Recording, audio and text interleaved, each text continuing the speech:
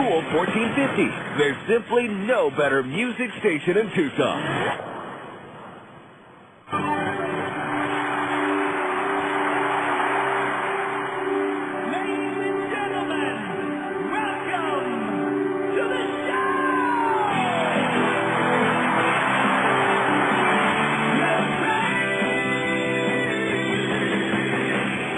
Pitch is driven in the air to deep right field. Back goes Watson at the track, at the wall. There is home run number 2 for Jesus Cota. He will take the tour. The Sidewinders are up 7-3. And Cota hit that one deep into the Tucson night, up near the chain link fence in right. 0-2 pitch, ground ball off the foot of Edgar, propelling towards second. Duran kicks it up, throws off balance. The first got him. What a play. Fish with the 0-1 pitch, and he hits one in the air, deep left center field. Julio Ramirez back at the track, at the wall. It is off the top of the fence. Jackson going to third. They're going to wave him around. Here comes the relay throw, and it's late. Jackson scores standing, and Quentin's double has made this a 6-2 game. And he missed a home run by just barely a couple of feet.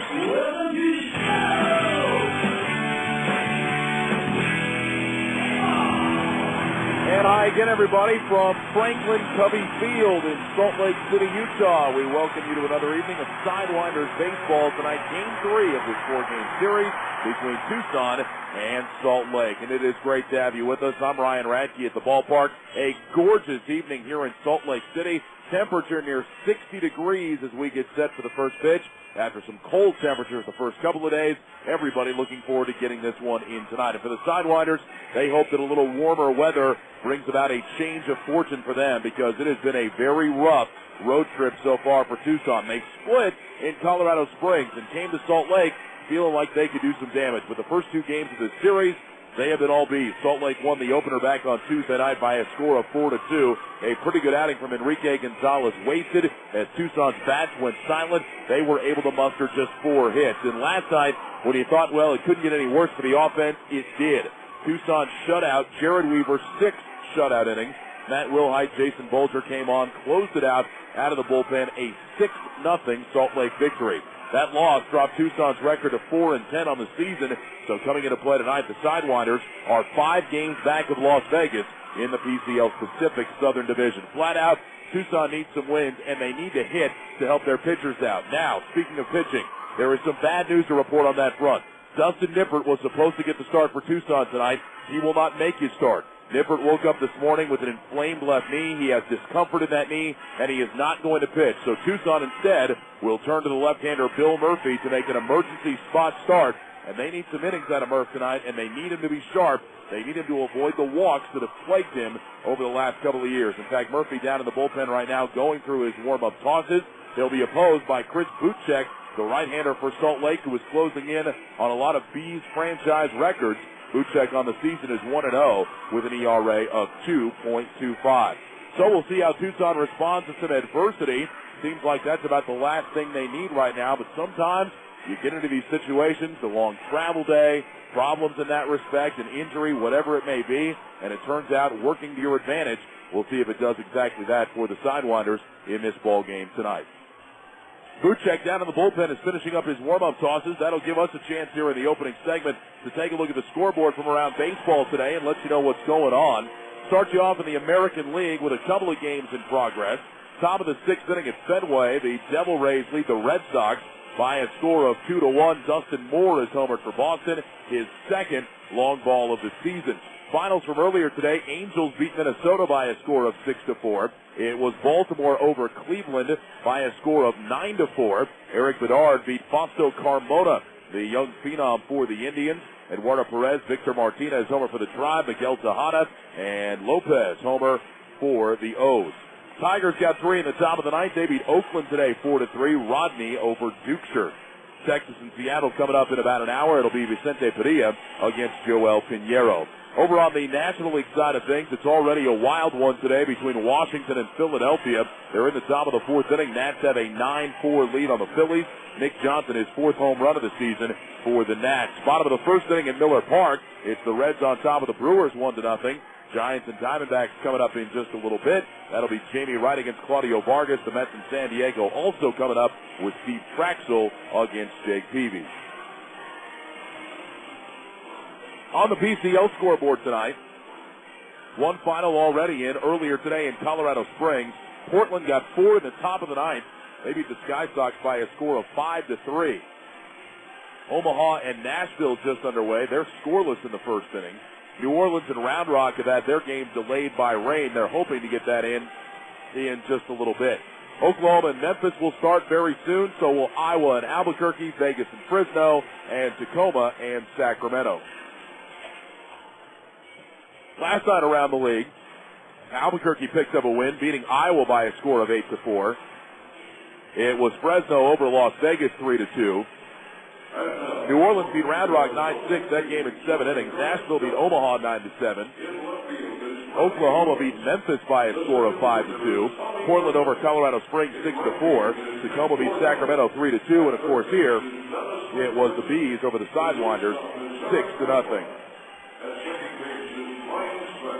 So taking a look at the standings around the PCL, Vegas in first place in the Pacific Southern Division. The 51s at 9-5. They lead Sacramento by a game and a half. Fresno is 3 games out, and Tucson 5 games off the pace. In the Pacific Northern Division, Salt Lake is trailing Tacoma by a half game.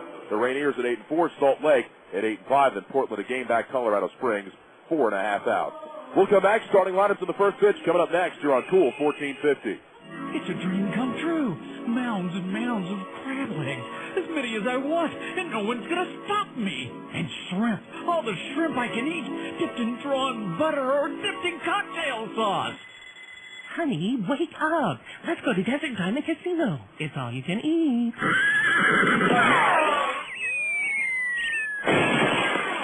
Honey, that's the window. Monday night dinner will never be the same when you make it the Desert Diamond I-19 Seafood Spectacular. Honey, where to put my shoes? It's all you can eat, so eat all you can. But you might want to save room for the dessert. Did you move my car keys? There's fish specialties, roast beef, vegetables, dessert, and seafood. Lots and lots of seafood. I can't find them anywhere. And it's only on Monday nights from 4 to 9 p.m. And here's the kicker. It's only $12.85 per person. So join us Mondays in the buffet only at Desert Diamond Casino I-19.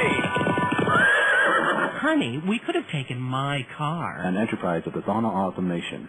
The On Deck Show has been brought to you by Century 21, A Atlas Discount Storage, Quick Mart, Desert Diamond Casino, the Premier Hotel Group, Sedona Springs, Chapman Automotive, Film Creations, Blue Cross Blue Shield, The Maverick, the King of Clubs, Tex Media, America Online, Worldwide Travel, Casino del Sol, Simon is Car Wash, Eastman Distributing, Incy Prince, Singular Wireless, Compass Insurance, La Paria Suiza Mexican Restaurant, the Teca Verde Apartments and the Paul Ash Management Company, Hyundai, Church's Chicken.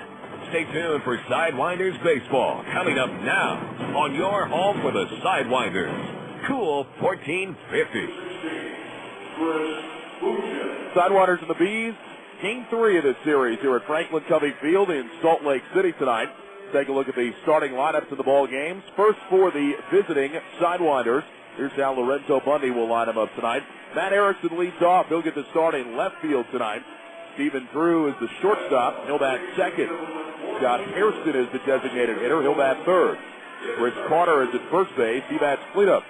Carlos Quentin is in right field. He'll bat fifth. Kenny Perez back at third base tonight. He bats sixth. Brian Barden at second base. He'll bat seventh.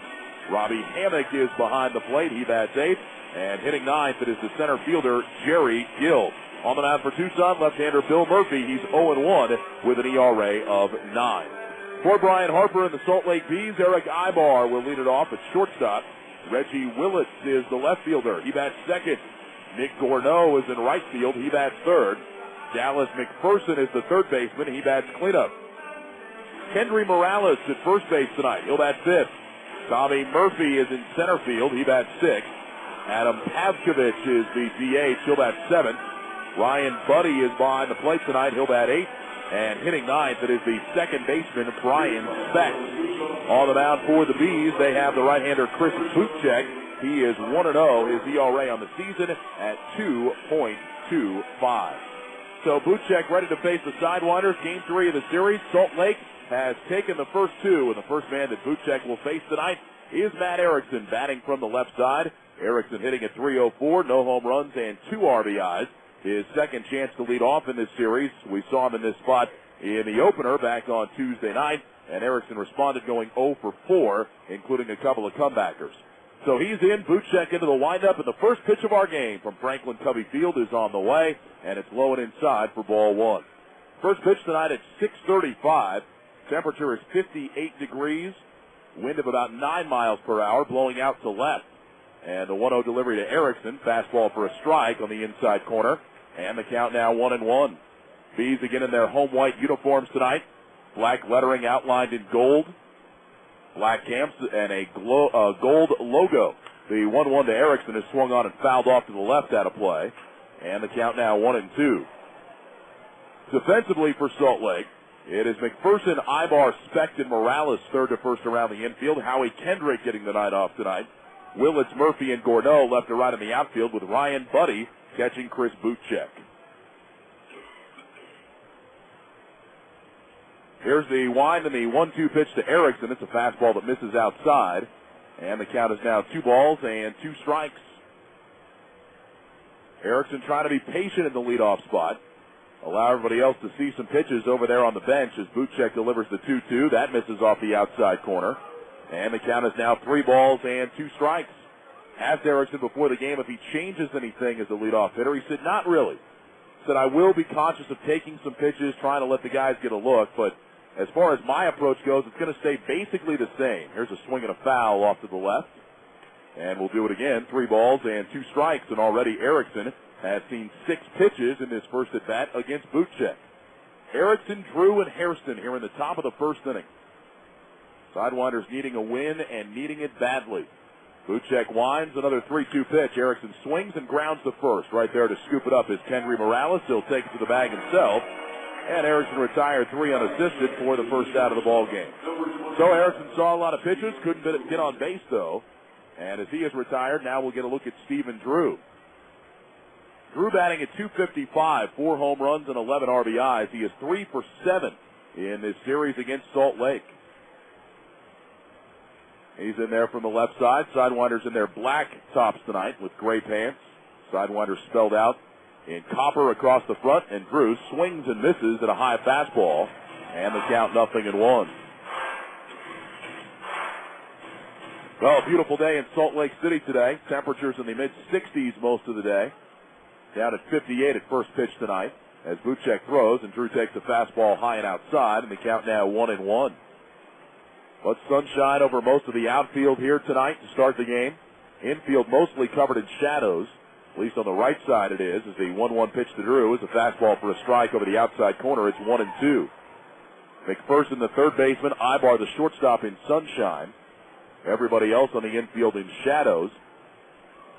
And there's a big shadow out in right field, although Gorneau, the right fielder, is in sunlight. Here's a pitch that misses into Drew. And the count now 2 balls and 2 strikes. Stuff on Chris Buchek, fastball, curveball, slider, and a changeup. His fastball in the low 90s. And he's been featuring that almost exclusively here to the first 2 hitters. His 2-2 pitch to Drew. Swinging a fly ball down the left field line, slicing towards the line, and Willits won't get there. It's going to drop in for a base hit. Drew's going to try for 2. Here comes the throw. He is out at second base. Well, Drew took a calculated risk early in the game, trying to stretch it into a double, and he was thrown out by Reggie Willits. It'll be 7-4 on the putout after the single. And with 2 down, here comes Scott Hairston. Well, the Sidewinders lost a lot of guys on the bases last night. And Drew there, probably not a horrible idea to try and get himself into scoring position. And he was running hard the entire way, but Willits able to get over towards the line, make the pick. And his throw to Specht was a beauty, right on the bag to record the out. So 2 down, here is Hairston now, batting at .288. And he takes a fastball over the inside corner for strike 1. Scotty with 2 home runs and 4 RBIs, had a double in 4 trips to the plate last night.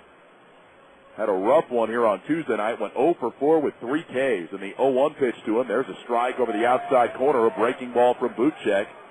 And the count is quickly 0-2. Well, Tucson would like to get on the board early. If you look at the stats this year, the Sidewinders have not won a game when their opponent has scored first. Tucson 0-6 when that occurs. Here's a swing and a roller off of Hairston's foot, foul. And we'll do it again. No balls and 2 strikes. And, of course, last night, Salt Lake, a run in the top of the first inning. Eric Ibar with a leadoff single, stole second. Kendrick moved him to third with a ground ball, and then Nick Gourneau, a base hit back up the middle. Salt Lake was on top 1-0, and they cruised from there to a 6-0 victory. 0-2 with 2 outs. Top of the first inning. Great to have you with us here tonight from Franklin Covey Field in Salt Lake City. Hairston back in after shaking off the effects of that foul ball off his foot, and Buchek deals, and he got the outside corner. Strike 3 called. Hairston is done, and the inning is over. No runs, a hit, no errors, and nobody left. We played half an inning tonight. Tucson 0, Salt Lake coming up on Cool 1450.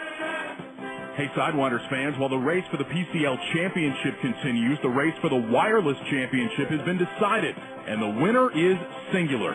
Only Singular has rollover, which allows you to keep your unused anytime minutes for an entire year, protects you from overage charges, and is simply the fairest value in wireless. And only Singular features the fewest drop calls of any wireless network in the country. And while we're talking about value, make sure you check out this great deal. Get $25 off any phone and a free accessory up to a $29.99 value with a new 2-year service agreement on any Singular phone.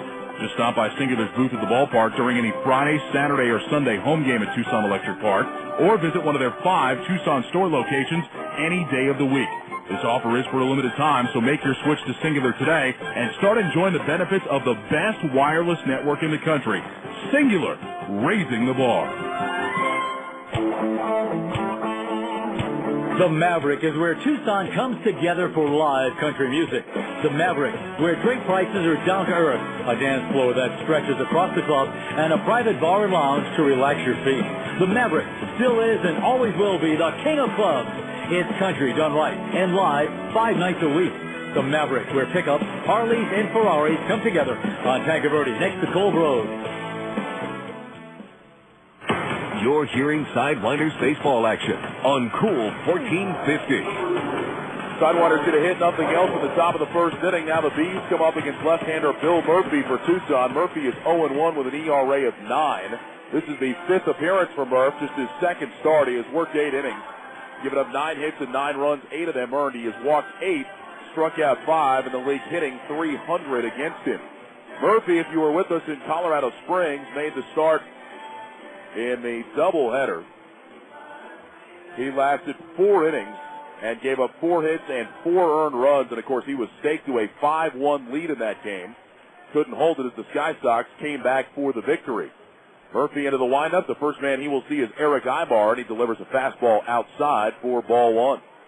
Murphy started game 2 of the doubleheader. Went into that 5th inning. Gave up a leadoff double to Bo Hart, and then the walk started to mount as Ibar swings and fouls a fastball back into the screen, and the count now 1-1. Walked Quintanilla, walked Spilborghs, left. Chris Kinsey then came on. Gave up the 2-run single to Jeff Baker. Juan Melo had an RBI ground out, and then Sean Barker with that 2-run homer. Murphy winds the 1-1 pitch. Fastball for a strike on the outside corner. It's 1-2.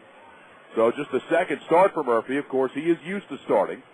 Did it all of last year and has done it pretty much his entire professional career before being moved to the bullpen this year.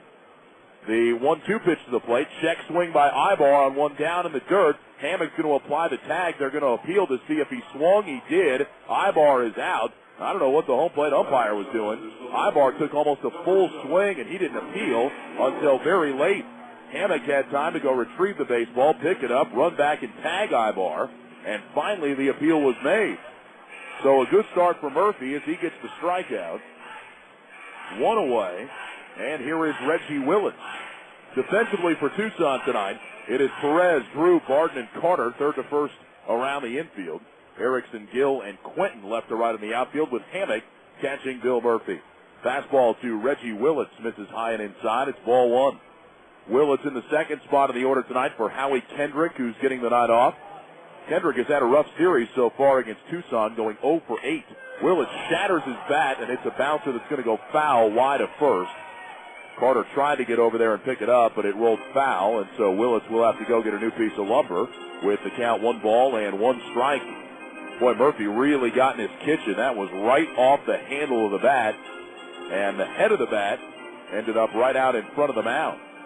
That's a good sign for Murphy early if he's coming in on the hitters. Of course, the big thing with Murphy is he's got to throw strikes. Walks have always been a problem for him. They have plagued him throughout his career. And if you look at the numbers this season, 8 walks in 8 innings of work. That number has simply got to come down. 1 ball, 1 strike. Willits back in there now. Got a new stick. Murphy winds. Here comes the pitch, and Willits shortens the bunt and takes a fastball high and outside, and the count 2-1. The walks have hurt Murphy in a couple of ways. One, he gets into a position where he walks a couple of guys, and then suddenly maybe what would be harmless singles lead to his demise because they really hurt him. A couple of run scores. He misses down and in with a fastball here to Willits. And the count now 3 balls and a strike. The other thing that it does, though, it drives his pitch count up. And so he can't go deep into games, and it really taxes the bullpen. Nobody seems to know why Murphy has had trouble finding the strike zone consistently, but he has.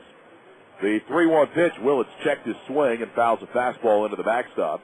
And the count has gone full, 3 balls and 2 strikes. And, of course, if you weren't with us in our brief pregame show, the reason Murphy is starting tonight, Dustin Nippert woke up this morning with some discomfort and swelling in his left knee. And this would have been his start, but he can't make it, so Murphy is in there. The 3-2 pitch is a line drive foul down the right field line into the upper deck here at Franklin Covey Field.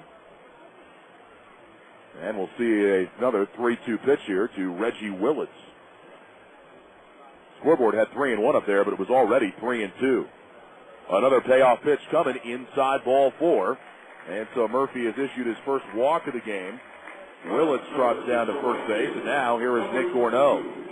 Well, walks could be especially dangerous against a team like Salt Lake because this is a club that we know can hit. We've seen that in the 6 previous games between these two teams this year. But also, as you well know, if you've listened to these games or came out to Tucson Electric Park to see the Bees when they were there, they will run wild. And Willits 3 for 3 in stolen base attempts this year. As Murphy comes set and delivers his first pitch to Gorneau and misses low and inside to count 1 ball and no strikes. One thing to look for with Murphy tonight, look for him to go over to first base a lot, doing everything he can to keep these Salt Lake runners close. 1-0 the count on Gorneau, batting at .313, 2 home runs, 8 RBIs, and Murphy steps off, throws to first. The throw eludes Carter. It hit his glove and bounced away, but Willits diving back in the bag, and he'll stay put. Murphy will try and do what both Enrique Gonzalez and Edgar Gonzalez did the last couple of nights, vary his times to home plate. He'll use a slide step at times. He'll use the quick throw over by stepping off and throwing sidearm as he did on the last pickoff throw, and now as he throws another one, a more traditional move towards first base. It may slow down the pace of the game, but Mike Parrott said prior to the ball game, you got to do it against this club. You've got to do everything you can to keep them close. 1-0 the count on Gorneau, middle infield at double play depth. And Murphy throws to the plate, and Gorneau swings and misses at a changeup, and the count 1-1. Murphy throws a fastball, a changeup, and a curveball. Mike Parrott says that when he's on, the changeup is his best pitch. And, of course, Bird has been encouraging all of his pitchers to use that changeup a lot more. He is a big believer that that could be the best pitch in baseball. Murphy set at the belt, Gorneau waiting on a 1-1, and here it comes. That's outside. And the count is now 2 balls and 1 strike. Well, if you're a Sidewinder fan, you'd like to see Murphy settle into a groove early in this game. Because if he gets off to a rough start, walks a couple of guys early, it can only mean bad news from there on out. His 2-1 pitch to the plate, high with a fastball, Hammock with a snap throw to first, and Willits dives back in. The count is now 3-1 on Gorneau with Dallas McPherson waiting out on deck. Bottom of the first inning, no score. Good to have you with us here tonight for Game 3 of this series. Finale is coming up tomorrow. 5:30, first pitch. Joe Saunders is going to go for Salt Lake. That's a change for them. Kevin Gregg had been scheduled, but he was called up to the Angels and pitched for them today. Neil Musser will go for Tucson. 3-1 delivery, swing and a miss. Murphy challenged Gorneau with the fastball to count 3-2. And I think that's something that as this game goes on, Murphy needs to do more of. He needs to challenge hitters. And I know Mike Parrott is of the thinking, I'd rather see a home run than to see two guys walk. And, of course, you never want another team to score on you, but it's more frustrating when you're constantly behind in the count, ball 1, ball 2, ball 3, couple of guys on, and then that home run becomes a 3-run bomb. See if Willits runs with the count 3-2. Gets a late break. The pitch to the plate is strike 3.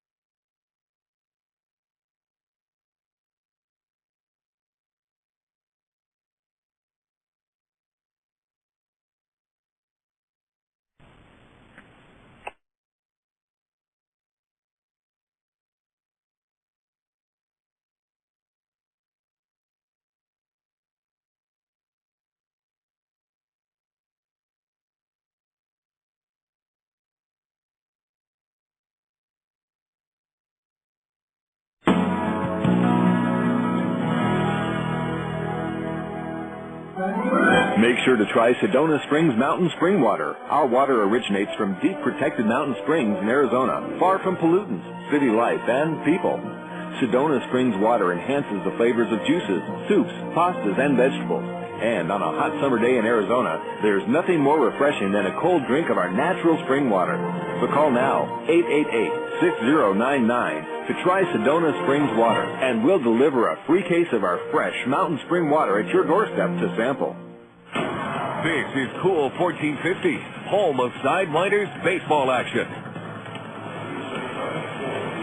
On we go to the top of the second inning. Tucson and Salt Lake are scoreless. Chris Carter will lead off for Tucson. He'll be followed by Carlos Quentin and Kenny Perez.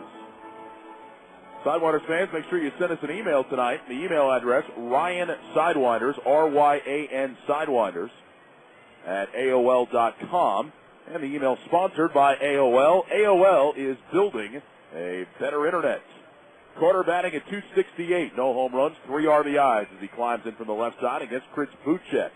And Buchek winds and deals, and a first pitch fastball misses inside to Carter. And the count 1 ball and no strikes. Want to say hi to Chris's parents, Bill and Lori, listening back in my hometown of Concord, California. They listen in every night, dropped an email last night. Thanks to them for listening in. The 1-0 delivery. Carter takes up high with a fastball. And the count 2 balls and no strikes.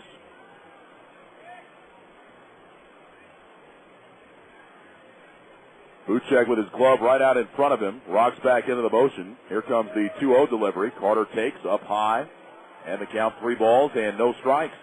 Tell you, it's been impressive the last couple of days watching batting practice. Carter, who's at the plate now, Quentin, who was on deck. These guys have each hit some absolute bombs in BP. Tucson hoping that carries over into the game. 3-0 pitch to Carter, up high, ball 4. And his patience pays off. A 4-pitch walk delivered by Buchek. So the Sidewinders put their leadoff runner aboard, and now that will bring Carlos Quentin to the plate. Now, getting the leadoff man on was not a problem for Tucson last night. They did it in the first inning, the second inning, the fourth inning, and the sixth inning.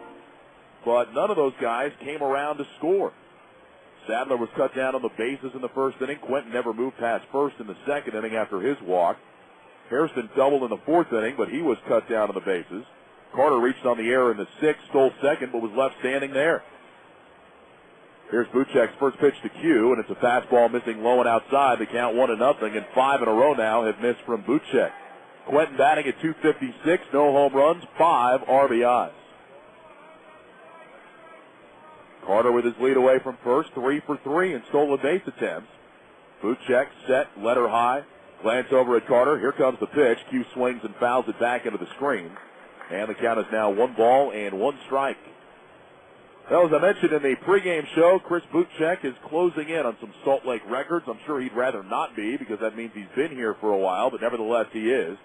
In fact, if Buchek would win tonight, he would tie LaTroy Hawkins for the most all-time wins in Salt Lake franchise history. The 1-1. Quentin rockets one to left. You can forget about this one way back. It is off the brick building above the concourse in left. And Carlos Quentin's first homer of the year is a titanic shot, and Tucson has a 2-0 lead. Man, that ball was killed. So left fielder Willits didn't even move as Quentin absolutely unloaded. Back of the berm in left field, there is a walkway. Behind that is a brick building, and Quentin hit it off of the building. That is just like some of the shots he has hit in BP the last couple of days. Man, that was a missile. So Quentin's home run has given the Sidewinders a 2-0 lead. Here's Kenny Perez now. And Perez shortens the bunt and takes the fastball down low, ball 1. So we can stop talking about Carlos Quentin's homerless drought. I think Hugh just took out some of his frustrations on that pitch from Buchek. Here's the 1 and the 1-0, and that's a fastball on the outside corner for a strike. And the count is now 1-1 to Kenny Perez. Give Quentin credit for his 6th and 7th RBIs of the season. Buchek into the windup, the 1-1 on the way to the left-handed hitting Perez. Swing and a miss right over the top of a changeup. And the count moves to a ball and 2 strikes. So Tucson on the board first. So they won't have to worry about Salt Lake doing that. But there's an interesting stat about Tucson's homers this year, which will tell you after the 1-2 pitch to Perez, which is a fastball that misses just low. Boy, was that close. Just down below the knees, and the count now 2 balls and 2 strikes. Sidewinders this year have not won a game in which they have homered. They are 0-6 in games in which they have left the yard. They're 4-4 in the 8 games in which they have not homered. Buchek taking a long time now ready. His 2-2 on the way to Kenny Perez, and that is strike 3 called at the knees. And Perez looks back at the home plate umpire and says, wait a minute, what was the difference between that pitch and the one before? Perez has a smile on his face as he walks back to the dugout. I'll tell you what, both those pitches look like strikes to me. But I know what Perez's argument is that if the first one was a ball, how is that one a strike? In any event, it is. It's the second strikeout of the night for Buchek, 1 away in the second inning. And now here is Brian Barton. And the first pitch to him is over the outside corner for strike 1. Barton batting at .163, no home runs, 3 RBIs. The 0-1 pitch, swinging a foul back into the screen. And the count now 0-2. So Buchek has allowed 2 hits. He's allowed a walk. And now 2 runs. And for the Sidewinders, it's got to feel good to cash in that leadoff walk. The 0-2 pitch to Barton, up high with a fastball. I was talking to Jerry Stitt during batting practice today, and I said to him, it just doesn't seem like Tucson has been able to cash in opportunities. And he said, no kidding. But now the Sidewinders able to cash in tonight. The leadoff walk followed by the 2-run homer. And that pitch misses outside to Barden. And the count is now 2 balls and 2 strikes. Barden, by the way, feeling much better after getting hit by that pitch the other night, right on his triceps. The 2-2 delivery to him. Swinging a fly ball down the right field line, but that is going to slice foul out of play. And we'll see another 2-2 pitch from Buchek to Barden. In fact, during batting practice today, I said to Barden, how's the arm feeling? He said, yeah, it's pretty good. You can't really see it anymore. And he lifted up his sleeve, and I said, yeah, you can't see anything except the seams of the baseball still in your tricep. And he said, really? And he looked over at it. You can still see the imprint from where it hit him. 2-2, low and outside, and the count 3 balls and 2 strikes. But as long as Barden doesn't feel it, I guess that's the important thing. And he's ready to go, playing his 3rd different position in this series. He was at 3rd base in the opener, 1st base last night, and at 2nd base here tonight. The payoff pitch coming to Barden, and that is outside. It's ball 4. Barden draws a walk. That's the 2nd walk that Buchek has given up tonight. And now here is Robbie Hammock. Now already some of the fans a little displeased with the strike zone of the home plate umpire. Haven't exactly figured out where his zone is as of yet. One thing that is evident, he has a very slow strike call. Probably one of those guys that lets the hitter and the catcher know right away what the call is, but makes the rest of us wait. All right, here's Hammock now, batting at .227, no home runs, 2 RBIs. Had his 5-game hit streak snapped the other night, and the first pitch is a fastball that misses outside to him. And the count 1 ball and no strikes. Robbie 0 for 4 in the opener on Tuesday night, bringing that hitting streak to an end. And he grounded into a 4-6-3 double play to end the game. 1-0 the count. Barden has his lead away from first. Buchek looks over, checks in, kicks, he throws, swing and a miss at a high fastball and a snap throw to first. Barden able to dive back ahead of the tag from Kendry Morales. And the count is now 1-1. Hammock, if you'll remember, in that game on Tuesday night, did have a rough night at the plate, but was terrific defensively. Threw out 3 of the 4 men that tried to steal against him. And every time he threw down there and got somebody, his throw was right on the bag. Already has a throwing error in the books tonight, though. Throwing one into center field. Here's the pitch to him. Fastball strike on the inside corner. And the count is now 1-2 on Robbie Hammock. Robbie has settled into that platoon with Juan Brito. Pretty much an every other day occurrence for those guys, and Hammock says that he is feeling more comfortable behind the plate. Things are starting to come back to him.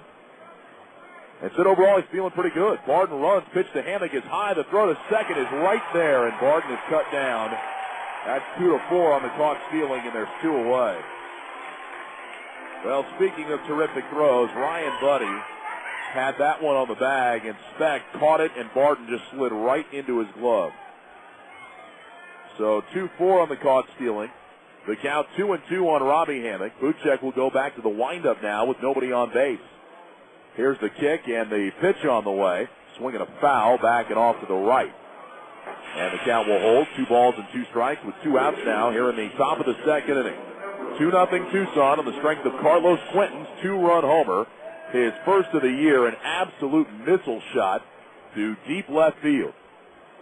Another 2-2 pitch from Buchek to Hammock. Here it comes, swinging a little roller, 3rd base side. McPherson charges, throws across, and just in time to get the hustling Hammock at first base. A nice play by McPherson. That ball stayed down on him. Had to reach down around his shoe tops to pick it up, and his throw on the money. Hammock is out 5-3, and the inning is over. But the Sidewinders get a couple of runs on a hit. No errors, nobody left. We'll go to the bottom of the 2nd. 2-0 Tucson. Hello, this is Sherry Espinoza, one of the many professionals who work on the Paul Ash Management team here in Tucson. Paul Ash Management Company offers a variety of luxury apartment rentals for every budget and lifestyle. Whatever area of town you're looking for, Paul Ash Management has quality apartments managed by people who care about you. Visit our website soon and tour all of our communities online at paulashmgt.com, or stop by and visit any of our communities throughout Tucson for what we like to call the complete package. We know you'll like what you see. For a luxury Eastside rental, call me at the Tanca Verde Apartments at 886-8469. Wednesdays at Desert Diamond Casino I-19. It's Buffet Barbecue Wednesday. Now that's mighty interesting. Partner, if it's a barbecue you like, it's a barbecue you're gonna get. Wednesday, Desert Diamond Casino's buffet is pulling out all the barbecue stops. Yeehaw! Wednesday Wednesdays at Desert Diamond Casino I-19. It's mouth-watering pulled pork barbecue to specialty fish entrees plus all your favorites. You know what I'm talking about. We're talking about barbecue so good, it's worth picking a fight over. Really? You want to step outside, Pilgrim? It's incredible barbecue every Wednesday in the buffet at Desert Diamond Casino I-19. Smoked, spicy, thick, delicious barbecue in every style you can think of. Mighty impressive. It's Buffet Barbecue Wednesday, only at Desert Diamond Casino I-19 at Pima Mine Road. For buffet hours and more information, call 520-393-2700 or check out the web at DesertDiamondCasino.com. An enterprise of Dishonor Automation. Tucson Sidewinders baseball action continues on Cool 1450.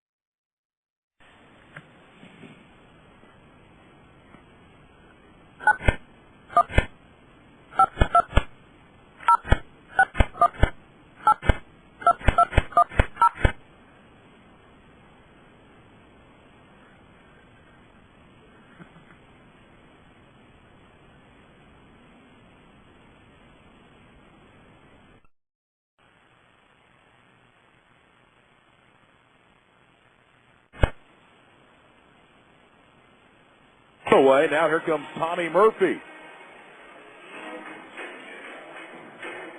Well, that was a bizarre at bat by Kendry Morales. I mean, he got ahead 3-0, took a 3-0 fastball right down the middle and started walking to first base, and then on 3-2, took another fastball down the middle. Murphy bunts, third base side. Perez charges, glove, throws off balance, nice play. Kenny Perez charging in, picked that ball up in his glove, and in one motion got rid of it to Chris Carter. And Murphy retired, quickly 2 away, and here is Pavkovich. So we've said it many times, when Brian Barton is at third base, he makes so many things look easy. Kenny Perez made that play look easy. Nicely done by him, and here is Pavkovich now. 167 hitter. That's up, though, from where he was starting last night's game. He was at 111. Murphy's pitch. Fastball for a strike on the inside corner, 0-1. Pavkovich had a 2-run homer in the 7th inning last night. It was his home run that came off Kinsey. I mistakenly said earlier that Kinsey gave up McPherson's homer. Changeup from Murphy misses low. It's 1-1. Edgar Gonzalez gave up McPherson's blast. Pavkovich had the 2-run homer off of Kinsey. So 1 homer, 3 RBIs now for Pavkovich, and Murphy's pitch is cued foul, first base side. And the count now 1-2. Now Bill Murphy with 4 strikeouts already. Nice defense behind him. Pavkovich in a 1-2 hole, and if Murphy could finish him off right here, it'd be a very quick bottom of the 2nd inning for Murphy. The left-hander winds. Here comes the 1-2 to the plate, low and inside with a curve. And the count is now 2 balls and 2 strikes. That might be the first curveball that Murphy has thrown tonight. Fastball, changeup is probably his second best pitch. Curveball is the third, and now a fastball misses high and inside. And the count goes to 3 balls and 2 strikes. Well, Murphy does not want to walk Pavkovich, not after being ahead of him 1-2. And he needs to challenge him right here. Hammock puts down the sign. Murphy ready. Here comes the payoff pitch to the plate. Swing and a fly ball, center field. Here comes Jerry Gill, and that will fall in front of him for a base hit. So Pavkovich dumps it in for a single. Jerry got a decent break on that ball, just couldn't get there. A 2-out hit, and now here is Buddy. Now, that's the first hit that Murphy has given up tonight, but again, Mike Parrott would rather see that than Murphy walk Pavkovich. He made Pavkovich swing the bat, made him put the ball in play, made him get a hit. It goes back to what Jerry Stitt was talking about on our pregame show the other day in Colorado Springs when I asked him, why do you like hitting so much? He said, because it's so hard to do. Toss the first and Pavkovich back to the bag. And it's hard to get hits in professional baseball. And if you're making guys do that, at least you're making them put out some effort. When you walk them, you're not gaining anything.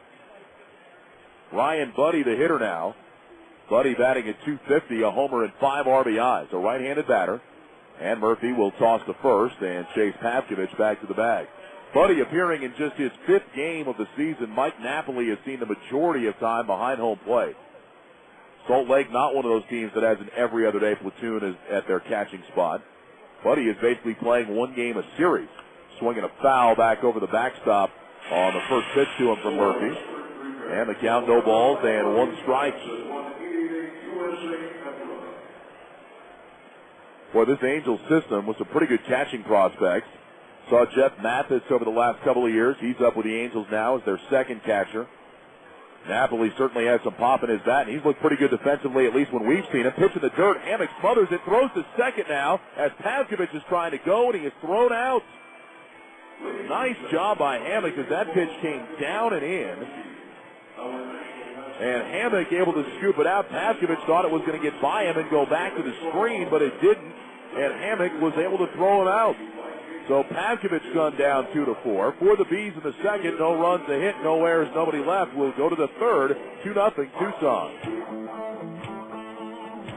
The Maverick is where Tucson comes together for live country music. The Maverick, where great prices are down to earth, a dance floor that stretches across the club, and a private bar and lounge to relax your feet. The Maverick still is and always will be the king of clubs. It's country done right and live 5 nights a week. The Maverick, where pickups, Harleys, and Ferraris come together on Tanque Verde next to Cole Road. For Major League Printing, at minor league prices, there's one team that just can't be beat. It's InstiPrint at 3255 East Speedway. From business cards to booklets and manuals, from newsletters to notes and pads, brochures and flyers to binding and finishing, one color or full color. If it needs printing, you can count on InstiPrint to get the job done right and right on time. InstiPrint, 3255 East Speedway, just 2 blocks east of Country Club on the north side of Speedway. InstiPrint, Major League Printing and minor league prices. If you're interested in a Hawaiian vacation, then you'll want to check out morealohaforless.com, Tucson's new site for discounted value-added vacations to all the Hawaiian Islands. At morealohaforless.com, you'll discover unique Hawaiian vacations with departures directly from Tucson. Escape to Hawaii with morealohaforless.com, powered by Worldwide Travel in Tucson, Arizona's #1 choice for Hawaiian vacations. Capture the true spirit of aloha. morealohaforless.com. More Sidewinders action now on Cool 1450. 2-0 Tucson, top of the third inning. Jerry Gill will lead off for the Sidewinders. And time to check the Sidewinders injury report. It's brought to you by Blue Cross and Blue Shield. Dustin Nippert scratched from his start tonight with discomfort in his left knee. And so Bill Murphy instead makes the start. Here's the first pitch to Jerry Gill. He shortens the bunt and takes a fastball in the inside corner for strike 1. Donnie Sadler pulled up lame running the bases last night. He has a strained groin. Probably will be 5 to 7 days before we see Sadler again. Here's the wind, the 0-1 pitch, and Gill swings and bounces one down to third. McPherson gloves it near the bag, throws out Gill 5-3. 1 away, and now back to the top of the lineup for Matt Erickson. And Chris Young continuing his rehab, and we're still hoping to see him on the next homestand. So there is your injury report brought to you by Blue Cross and Blue Shield. And I should add to that, Lorenzo Bundy okay today after he went to the mound to talk with Edgar Gonzalez last night. And on his way off the mound, stepped awkwardly onto the grass and twisted his ankle, limped off the field. But good news, Lowe is okay and in the dugout and managing tonight. And, of course, right now with the Sidewinders at bat, coaching at third base. Here comes the first pitch to Matt Erickson. There's a line drive foul down the left field line. The count 0-1. I mentioned earlier, I asked Erickson before the game today, do you change your approach as the leadoff hitter? He said, well, you have to be somewhat conscious of taking a few more pitches, but basically my approach stays the same.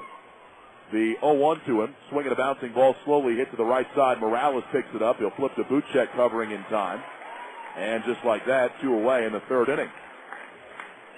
But that led to a conversation about Erickson's approach at the plate. What is it? And he said, I always go up there looking for a first pitch fastball that I can drive. And if I get it, I'm going to swing. Whether it's my first at bat of the game, fourth at bat of the game, if I get a fastball that I think I can handle, I'm swinging. Now, he said, if they miss on the first pitch and I'm ahead in the count, I'm pretty much going to take a strike from there on out. Here comes the pitch to Drew. There's a fastball over the outside corner. It's called strike one. So we can look for that over the rest of the season with Matt Erickson, that he's an aggressive hitter on the first pitch, but after that, he'll be more selective. Buchek winds the 0-1 pitch to Drew. Strike on the outside corner, same location, and quickly it is 0-2. Well, we've talked about how Drew has seen a lot of breaking balls, a lot of changeups as of late. It also seems that a lot of pitchers are working him away with that fastball. Kind of what Tucson has done against McPherson. Now Drew asks for time and backs out of the box. Again, Ryan Buddy hasn't played a whole lot this year, so he and Chris Buchek may be having a little difficulty getting together on the side. Now he's ready. And the 0-2 pitch, low and outside. And it's now 1-2 on Stephen Drew. Chris Buchek, former first-round pick of the Angels back in 2000 out of Auburn University. The 1-2 delivery on the way. Inside with a fastball. The count now 2-2. So if you're a Sidewinder fan and Chris Buchek is working at Tucson Electric Park, I guess you can roll out Roll Tide. Try and get inside his head. You know which side of the Iron Bowl he's on. The 2-2 delivery to Drew, down low, changeup. Drew checked his swing, was able to hold back, and the count has moved full. It's now 3 balls and 2 strikes. Buchek did see some time with the Angels last year. It was his second big league stint. Went 0-1 with a 3.38 ERA in 5 games with Los Angeles and a couple of starts. Had a 6.52 ERA as a starter, but an ERA of 0 as a reliever. Those numbers may be a little misleading, though. We'll tell you more after the 3-2 pitch to Drew. Here it is, and Drew swings and pops it up down the left field line, but that one should make the seats and will. Buchek had to start at Yankee Stadium for the Angels last year, where he allowed just 1 earned run in 6 innings of work. But then he went down to Tampa Bay, and he got hit hard by the Devil Rays. 6 earned runs in 3 2/3 innings, and there you go with the ERA skyrocketing. 3-2 with 2 outs. The count on Stephen Drew. Buchek winds. Here it comes. Swing and a ground ball right side. Moving over to his left is Speck. He gloves it, throws to Morales, and a nice play. Speck deep into the hole on the right side, able to throw out Drew, and the Sidewinders are done here in the top of the 3rd inning. No runs, no hits, no errors, nobody left. We'll go to the bottom of the 3rd, 2-0 Tucson. It's almost time for the Halua Loa Company's tour of the Tucson Mountains Bike Ride, presented by the town of Marana. The ride on April 30th benefits the Arizona Alumni Association, UPH Children's Center, and TMC Children's Fund. Cyclists of all ages will ride around, not over the Tucson Mountains. You can ride either 70 miles or 27 miles. Plus, there's a Pizza Hut Kids Fun Ride for kids 12 and under. For more information, call 745-2033. It's time to celebrate children. Hi, this is Cameron Parker inviting you to Celebrate Children 2006, Friday evening, April 28th, from 6 to 9 p.m. at beautiful Plaza Palomino. Presented by Strength Building Partners, a nonprofit organization that benefits children and their families by creating success. Fabulous food, live music, topped off with a sensational silent auction. Ticket price is only $50. Visit our website at strengthbuilding.org to order tickets or call 546-9296 for more event information, so join us. If you're looking for premium giveaways, then Saturday nights at Tucson Electric Park are for you. Every Saturday night, the Sidewinders will give away free souvenirs to the first 2,000 fans with a paid admission. This year's highlights include a series of collectible figurines featuring Luis Gonzalez, Connor Jackson, and Stephen Drew, as well as hat nights, t-shirt giveaways, kids' jerseys, and more. Every Saturday home game is a free souvenir Saturday. So get your tickets now by calling 434-1021 or go to TucsonSidewinders.com. You're hearing Sidewinders baseball action on Cool 1450. Bottom of the 3rd inning here at Franklin Covey Field in Salt Lake City, along with Devin Louder back in our Cool 1450 studios. This is Ryan Radke. Good to have you with us tonight. 2-0 Tucson on top. Ryan Buddy, the catcher for the Bees, will stand in against left-hander Bill Murphy, who's been very good through the first 2 innings tonight. And his first pitch here to Buddy is swung on and grounded foul wide of third down the line. And the count, no balls and a strike. Brian Harper showing some quick feet coaching at third base, dancing out of the way. That shot. Jim Eppert, the hitting coach, coaching over at first. Those guys have been busy in this series, waving runners home. Salt Lake has won the first 2 games, and Murphy's pitch to Buddy floats outside. And the count, 1 ball and 1 strike. 4-2 Bees win on Tuesday night. 6-0 the win last night. And for Salt Lake, their second shutout win of the season. Murphy winds the 1-1 pitch to Buddy, high with a fastball. And the count is now 2 balls and 1 strike. Last night's shutout for Salt Lake, not only their second of the season, but just the 51st in franchise history. 2-1 pitch, swing and a miss and a high fastball. The count 2-2.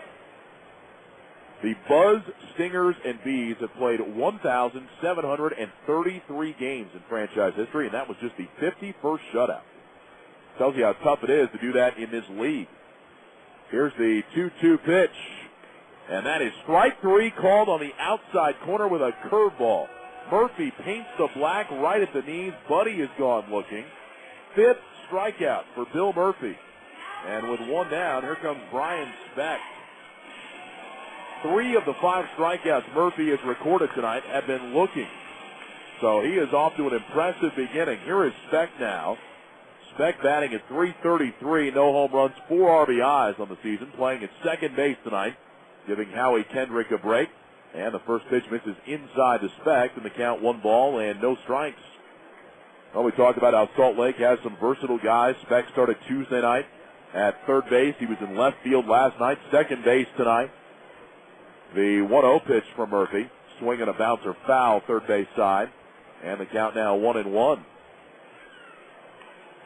Specht, Pavkovich, those guys in the lineup the last 2 nights, they fill a variety of roles. And when you have those talented starters, talented prospects, the way Salt Lake does, these guys just that much more valuable. 1-1 pitch bounces in front of home plate.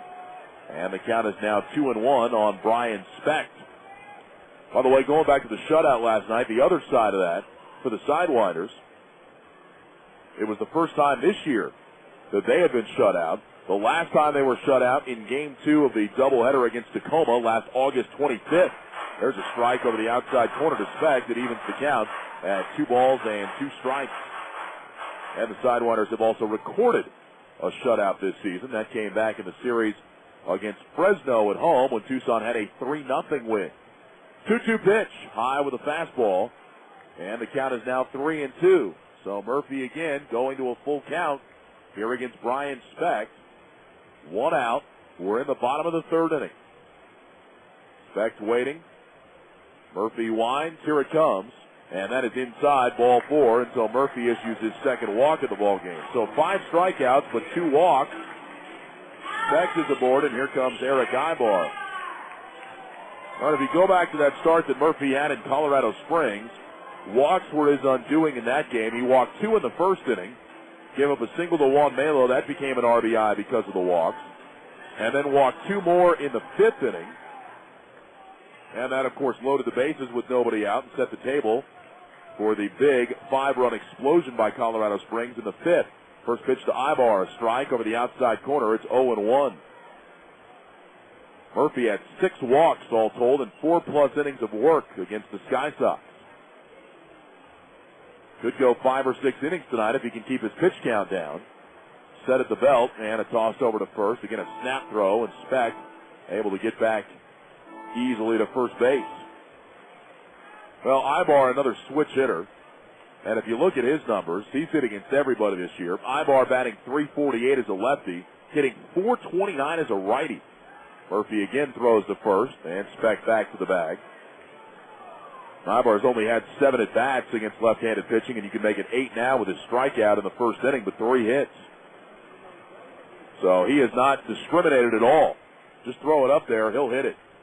The 0-1 pitch, low and inside, a changeup, and the count now 1 ball and 1 strike. Perez playing up even with the bag at third against the speedy Ibar. Stephen Drew about 3 or 4 steps in from the outfield grass at shortstop, and again, that's much more shallow than where he normally plays, but you have to do it with the thick grass here at Franklin Covey Field. 1-1 to Ibar. Changeup that missed somewhere. Boy, maybe a little outside. That looked like a pretty good pitch. And the count is now 2-1. Boy, Murphy with an extra long look in at the home plate umpire, wondering where that was. When you're struggling with walks the way Murphy has throughout the last couple of seasons, you can't have those pitches go against you. And now another throw to first, and again back to the bag is Speck. Now Murphy's going to have to be careful on that move to first base. Even from here, you can see that front foot is moving towards the plate a little bit. Now, over the years, umpires have been more lenient with that call. Murphy now with a snap throw over, and Speck back to the bag diving. But the last thing you want to do is balk and have a guy move up, especially with an umpire looking to make a statement. Of course, we saw that in Colorado Springs when they called Brandon Metters for not stopping. Here's Murphy's 2-1 pitch to the plate, high and outside with a fastball, and now it is 3-1 on Eric Ibar with Reggie Willits waiting out on deck. Ibar, a tough guy to double up. He's going to have to hit a rocket shot at somebody, and it's probably going to have to be a line drive that gets to him on one hop, because anything in the grass is probably going to slow up enough where you're not going to be able to get him. 3-1 pitch with the runner going is inside. It's ball four. The throw to second doesn't matter. The crowd cheers thinking it's a stolen base, but it's not. It was ball four to Ibar. And so back-to-back walks by Murphy with one out here in the third inning. So 3 walks in the game. Murphy's only allowed 1 hit. Now here is Reggie Willits. He walked in the first inning, stole second, went to third on the throwing error by Robbie Hammock, but Gorneau and McPherson struck out until Salt Lake didn't get anything out of it. But Willits in there now with the Bees threatening. First and second, 1 out, bottom of the third inning. Tucson on top by a score of 2-0. Murphy rests that glove right against his front hip. Now comes set at the belt, has a look back at second. His pitch to Willits, low and inside, smothered by Hammock, and the count 1-0. Asked Hammock before the game, what can you do with a guy like Murphy, who does get erratic from time to time? Is there any way that you can help him out? And Hammock said, not really. He said, it's really up to the pitcher. He said, I can remind him of certain things, stay closed, keep your head tucked. But he said, really, it's up to him. The 1-0 pitch, missing outside and low, and the count is now 2 balls and no strikes. And Hammock said, my main job is really that I have to stay on Murph the entire game. I have to be looking for it on every pitch. I have to make sure that he is remembering all this stuff about his mechanics. And he said, that's really my main job to help him out. 2-0 the count. Hammock goes out to the mound now to have a little visit with Murphy.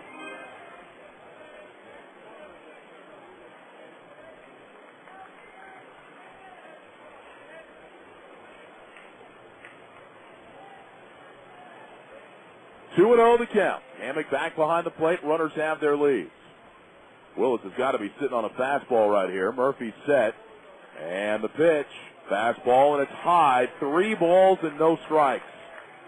And now Murphy is 1 pitch away from walking the bases loaded for Gorneau and then McPherson.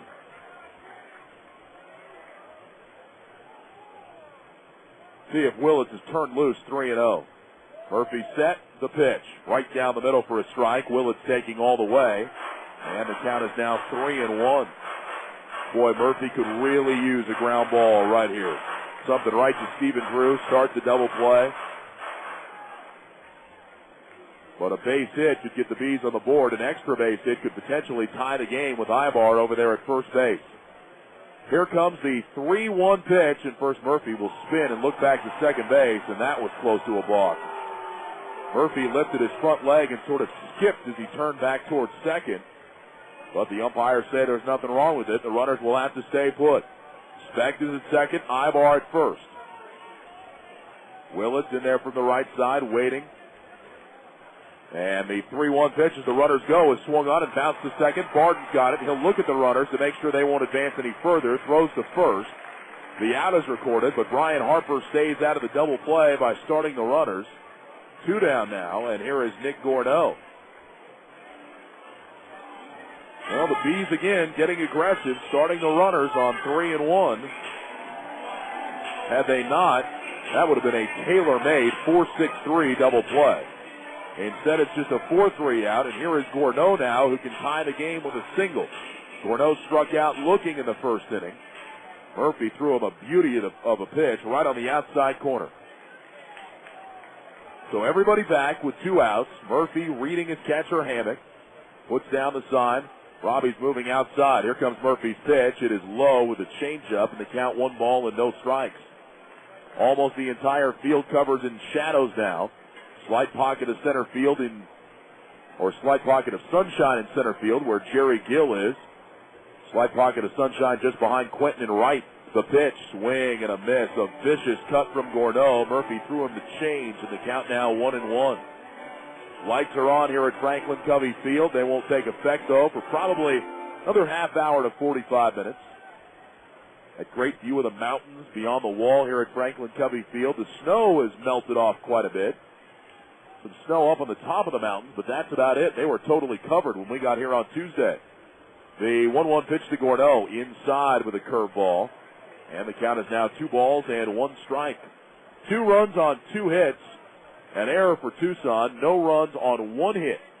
No errors for Salt Lake. Murphy has struck out 5. He has walked 3. He's behind in the count 2-1 to Gourneau. Nick Gourneau with 8 RBIs on the season. And the pitch, strike on the outside corner. Gourneau thought it was away, but Murphy gets the call, and it's now 2-2. Well, I will say this. The strike zone has been very inconsistent early in the game. The hitters aren't quite sure what strikes. The pitchers aren't sure. Murphy won't argue with that one, though. He needed it. And now 1 strike away from putting away Gourneau and working around the walks. 2-2 the count. And here it comes. Curveball, got him looking outside corner. Gourneau strikes out. That is K number 6 for Murphy, and the inning is over. No runs, no hits, no errors, and 2 men left. We'll go to the 4th. It is 2-0 Tucson. I need it quick. Quick, Mark.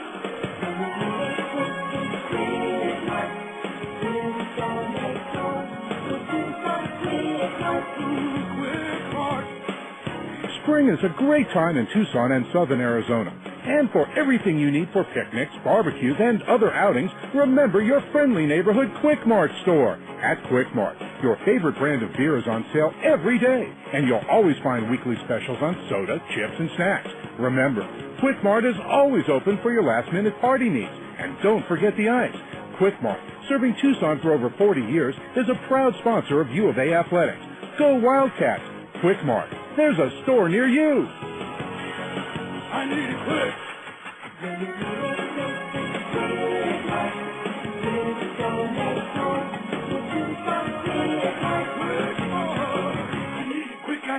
I need it quick.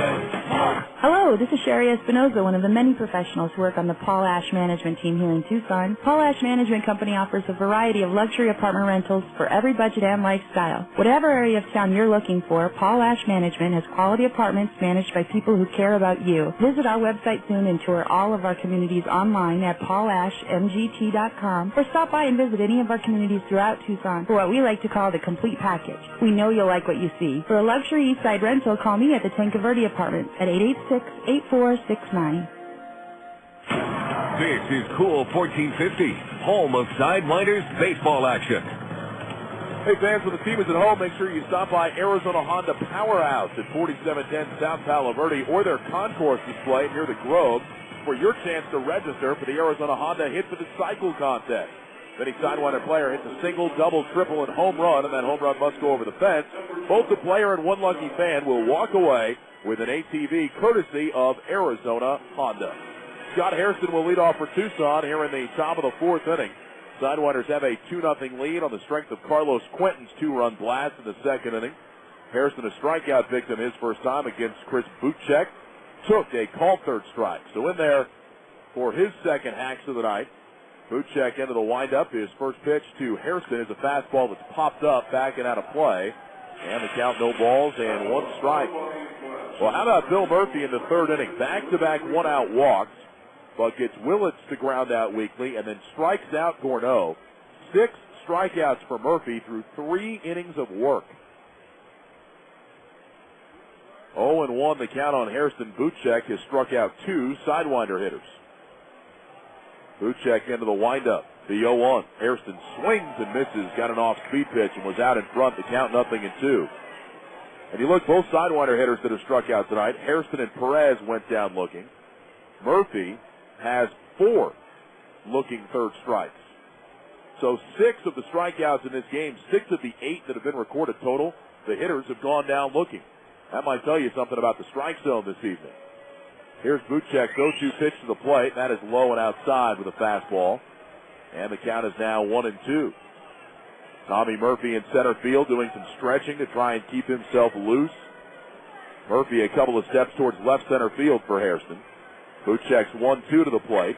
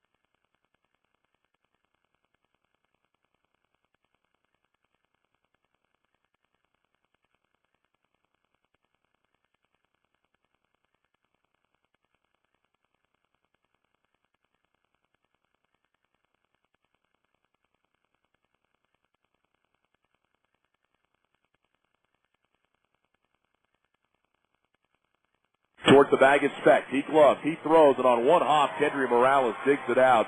Nice play by Brian Speck. Carter is out. And with one down, now here is Carlos Quentin. Well, Quentin saw what Hairston just did. Maybe a little game of can you top this? Quentin's homer is first of the year. He's now got 7 RBIs. So let's see what Buchek has in store for him the second time around. Apparently that side muscle is feeling pretty good for Quentin. You're really not able to hit shots like that if that intercostal muscle is still bothering you. Quentin in there. Here comes Buchek's pitch. Swing and a shot to center field. Murphy going back. Still going back. Near the warning track. Looks up. It's over his head and up against the fence. Quentin will head to second. He's going to have a stand-up double.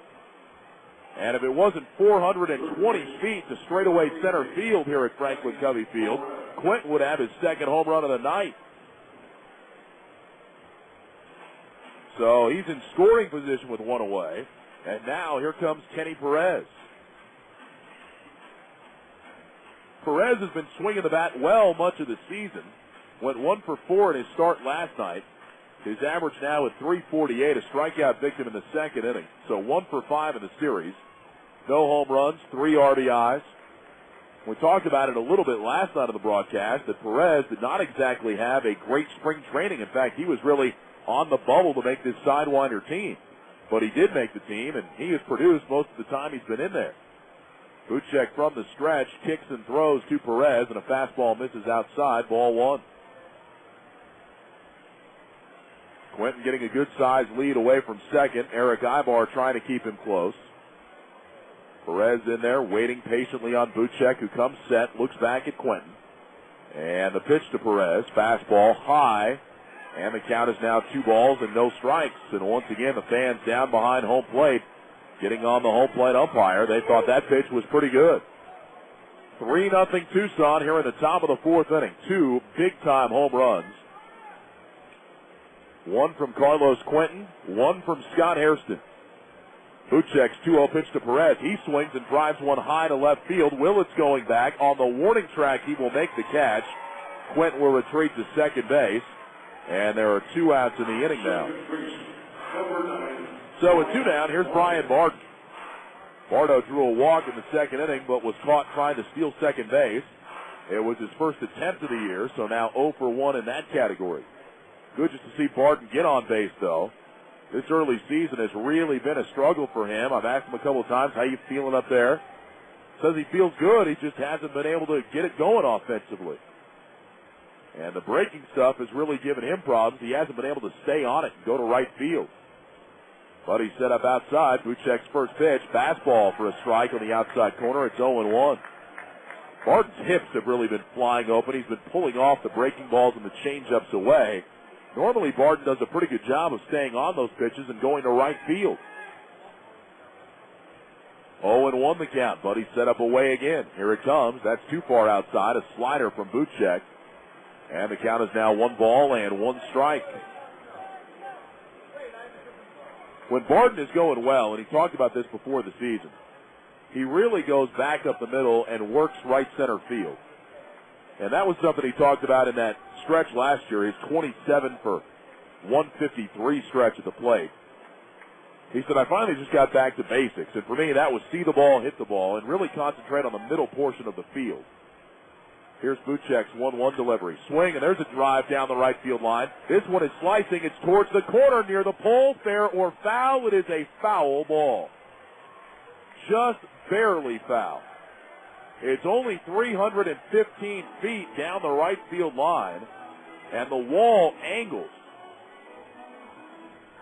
I mean, if you go about 15 feet over from the foul line, it's probably 330, but the wall takes a very sharp turn and comes back towards the stands, almost a little bit like the pesky pole at Fenway, not nearly to that degree, but you get the idea, where it makes that really sharp turn, and so it's a short porch in right field. And that ball was very close to hanging on and dumping over the fence for a home run. Instead, 1 ball and 2 strikes to Barton. Buchek again looks back, checks Quentin. And Barton now will call time and back out of the box. Looks like maybe he had something in his eye. Barton takes off the glasses he is wearing. Dusts them off. He's ready to go again. Back in there. Straight up and down. Slightly open from the right side. Buchek set. And the 1-2 pitch to the plate is inside and it hit him. I think that caught Barton right on his elbow. Ryan Buddy's going to argue that Barton didn't do anything to get out of the way. But the home plate umpire doesn't want to hear that. Barton is aboard. Second time he's been hit in this series. And runners will be at first and second now for Robbie Hammock. Well, Barton usually a guy that doesn't show a lot of pain, doesn't spend too much time shaking it off or anything like that. He usually just throws the bat away and trots down to first base. But I can tell you that that injury the other night, or I shouldn't call it an injury, the hit by pitch the other night was painful for him. That probably was as well. Here's Hammock now. Buchek throws to him, and that's called a strike over the outside corner, and the count 0-1. Well, Barton's been on base twice tonight. He doesn't have a hit, but he's been on base twice. At least that's a start for him. He tries to come out of the early season doldrums. Robbie Hammock 0 for 1, grounded to third his first time. And Buchek's pitch is a strike. This one over the inside corner. And it's 0-2. So Buchek has worked away. He has worked into Hammock. And now a variety of options here with 2 strikes. 3-0 Tucson. We're in the top of the 4th inning. Third game of this series. Buchek set. And his 0-2 pitch is on the way. Swinging a ground ball. Slowly hit the spec at second base. He gobbles it up. Throws the first in time. Hammock is retired, and the inning is over. Sidewinders get a run on the solo homer from Hairston, and as we go to the bottom of the 4th, they lead at 3-0. Fiorito's Italian Restaurant's a charming restaurant with great Italian food and wine. They serve regional Italian dishes like smoked cabrilla and traditional spaghetti and homemade meatballs. Fiorito's on Grant, just east of Tucson Boulevard. Italian food at its best. Are you moving, trying to make more room at home, or just need some more space in your garage? Do you need a place for your stuff that's secure, temperature-controlled, or just convenient? Or have you been putting off your storage needs because you don't have a way to get it all there? You need to call A-Atlas Discount Storage. With 13 convenient locations, A-Atlas has room for your stuff, big or small, and we'll let you use our moving truck free. Plus, we'll meet or beat any price, and there will never be a rate increase. So what are you waiting for? Call or stop by any of the 13 A-Atlas locations. A-Atlas, we've got room for your stuff. It's race time at the Santa Cruz County Fairgrounds in cool Sonoyta. The 91st running of the Sonoyta horse races with quarter horse and thoroughbred racing taking place Saturday and Sunday, April 29th and 30th, and again May 6th and 7th. Plus, don't miss all the action of the Kentucky Derby with a live simulcast on May 6th. Post time each day is 1 p.m. So join us this weekend in Sonoyta for the running of the 91st running of the Sonoyta Horse Races at the Santa Cruz County Fairgrounds. Fiorito's Italian Restaurant has a drive-thru window. In a hurry, call ahead and order appetizers, pasta, entrees, pizza, and of course dessert. The phone number is 325-6913. Fiorito's on Grant, just east of Tucson Boulevard. Italian food at its best. Tucson Sidewinders baseball action continues on Cool 1450. Well, Bill Murphy has a 3-0 lead to work with as we go to the bottom of the 4th inning. Murphy will face McPherson, Morales, and Murphy. Dallas McPherson, a strikeout victim in the first inning, chased a high fastball. For McPherson, the 4th time he has struck out in this series. The 13th time that he has struck out against the Sidewinders this year. And the 30th time that he has K'd this season. The 30th time in 52 at-bats. So McPherson in there from the left side to face Bill Murphy. See if Murphy works him away again.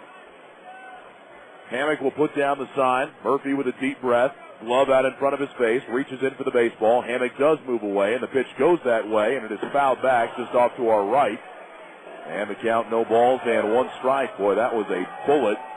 Just off to our right by about 10 feet. It slammed off one of the windows up here and ended up back in the lower deck, reserved seats. And a fan down there heads over to pick it on up. McPherson swings and misses at a changeup from Murphy. And the count 0-2. So Bill Murphy looking like a strikeout machine tonight. The 0-2 delivery curveball fouled off the mask of Robbie Hammock, rolling into the Tucson dugout. And we'll do it again. No balls and 2 strikes. McPherson hasn't seen a lot of curveballs from Tucson pitchers this year, mostly because not a lot of guys on the staff throw a true curve. Here's a fastball low and outside, 1-2. I mean, Dustin Nippert does. Bill Murphy does, but of course Murphy not a regular starter. Edgar Gonzalez can, but he uses his slider much more than his curveball. Murphy's 1-2 to the plate, ripped in the air, deep right center field, way back there. This one is off the fence. McPherson going to second. He'll go to third. He will make it with a slide, and Dallas McPherson with a leadoff triple. Well, that ball was crushed, and it went to the triangle in right center field. That's about 410 feet away, and hit off the very top of the fence. So after a couple of swings and misses, McPherson unloads on one for a triple. And now here is Kendry Morales. And for McPherson, his second triple of the season. Murphy's first pitch to Morales, high with a fastball. The count 1 ball and no strikes. Sidewinders have their infield deep. They'll give up the run for the out. See how Murphy responds to that after McPherson almost took him out of the yard. The 1-0 pitch. Swinging a shot into left field for a base hit. McPherson will come in to score. Morales with an RBI base hit. That's his 6th run batted into the season, and it's now 3-1. So the Bees cash in the leadoff triple right away. 3 hits in the ball game now. And here is Tommy Murphy, who tried to bunt his way on in the second inning. It was thrown out on a nice play by Kenny Perez.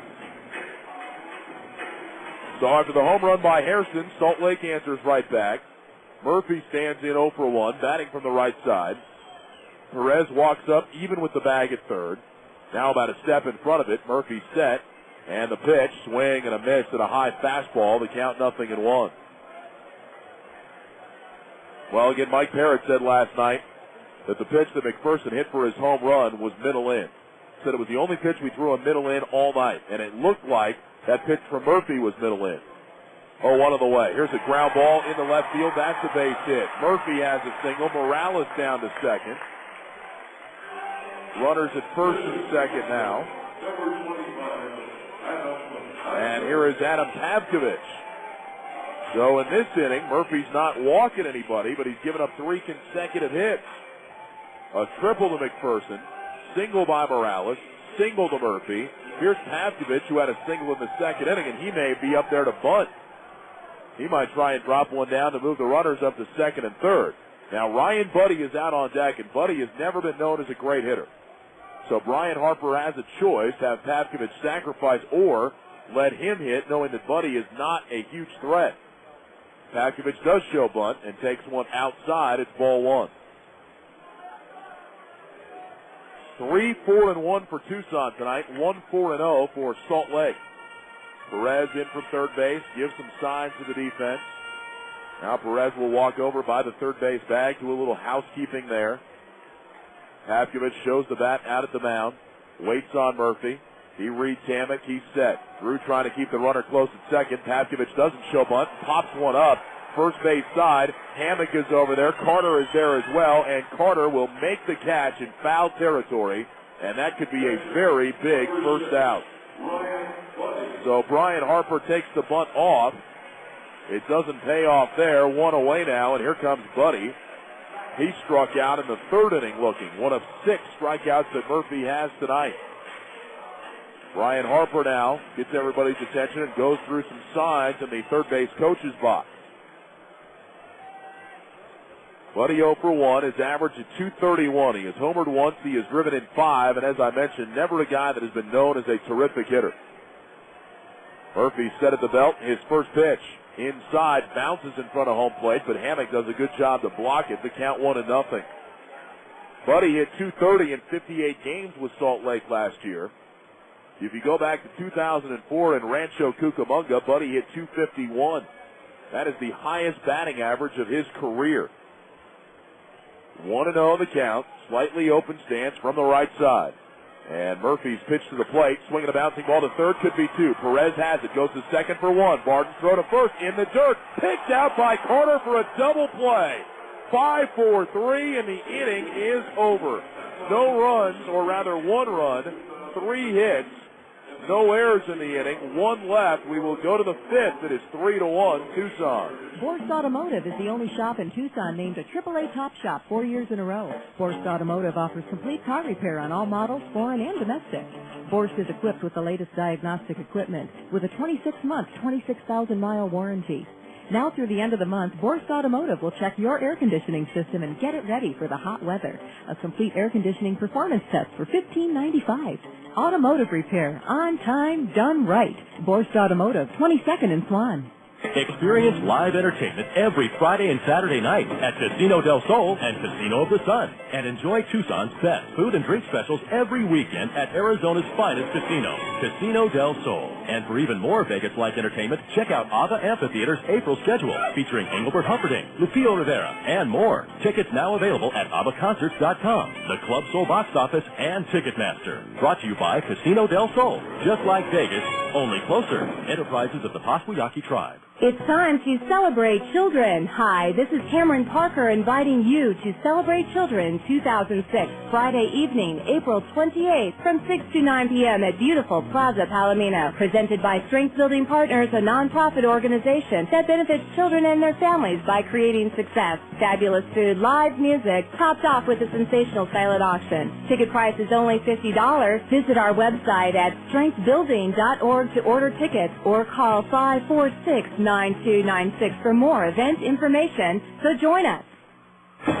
More Sidewinders action now on Cool 1450. Sidewinders have a 3-1 lead as we go to the top of the 5th inning. Chris Buchek back to work. He'll face 9, 1, and 2 in the Tucson order. It'll be Jerry Gill, Matt Erickson, and Stephen Drew. Well, that was a heck of a double play to end the bottom of the 4th inning. Kenny Perez to Brian Barton, and Barton had to step back of the bag at second base to clear himself from the runner Murphy, who was coming in hard.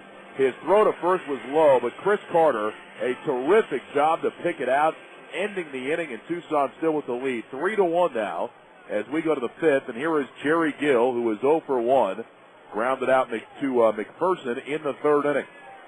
Buchek nods yes to the sign from Buddy. His first pitch to Jerry Gill, high and outside with a fastball, and the count is 1-0. Jerry was hitting some bullets during batting practice today as well. But, of course, those are all fastballs in BP. We know that Jerry can hit that pitch. It's the breaking balls that have given him problems. And here's a hard slider that misses low and away. And it's now 2 balls and no strikes on Gill. All of Tucson's runs tonight have come on home runs. Carlos Quentin and Scott Hairston have left the yard.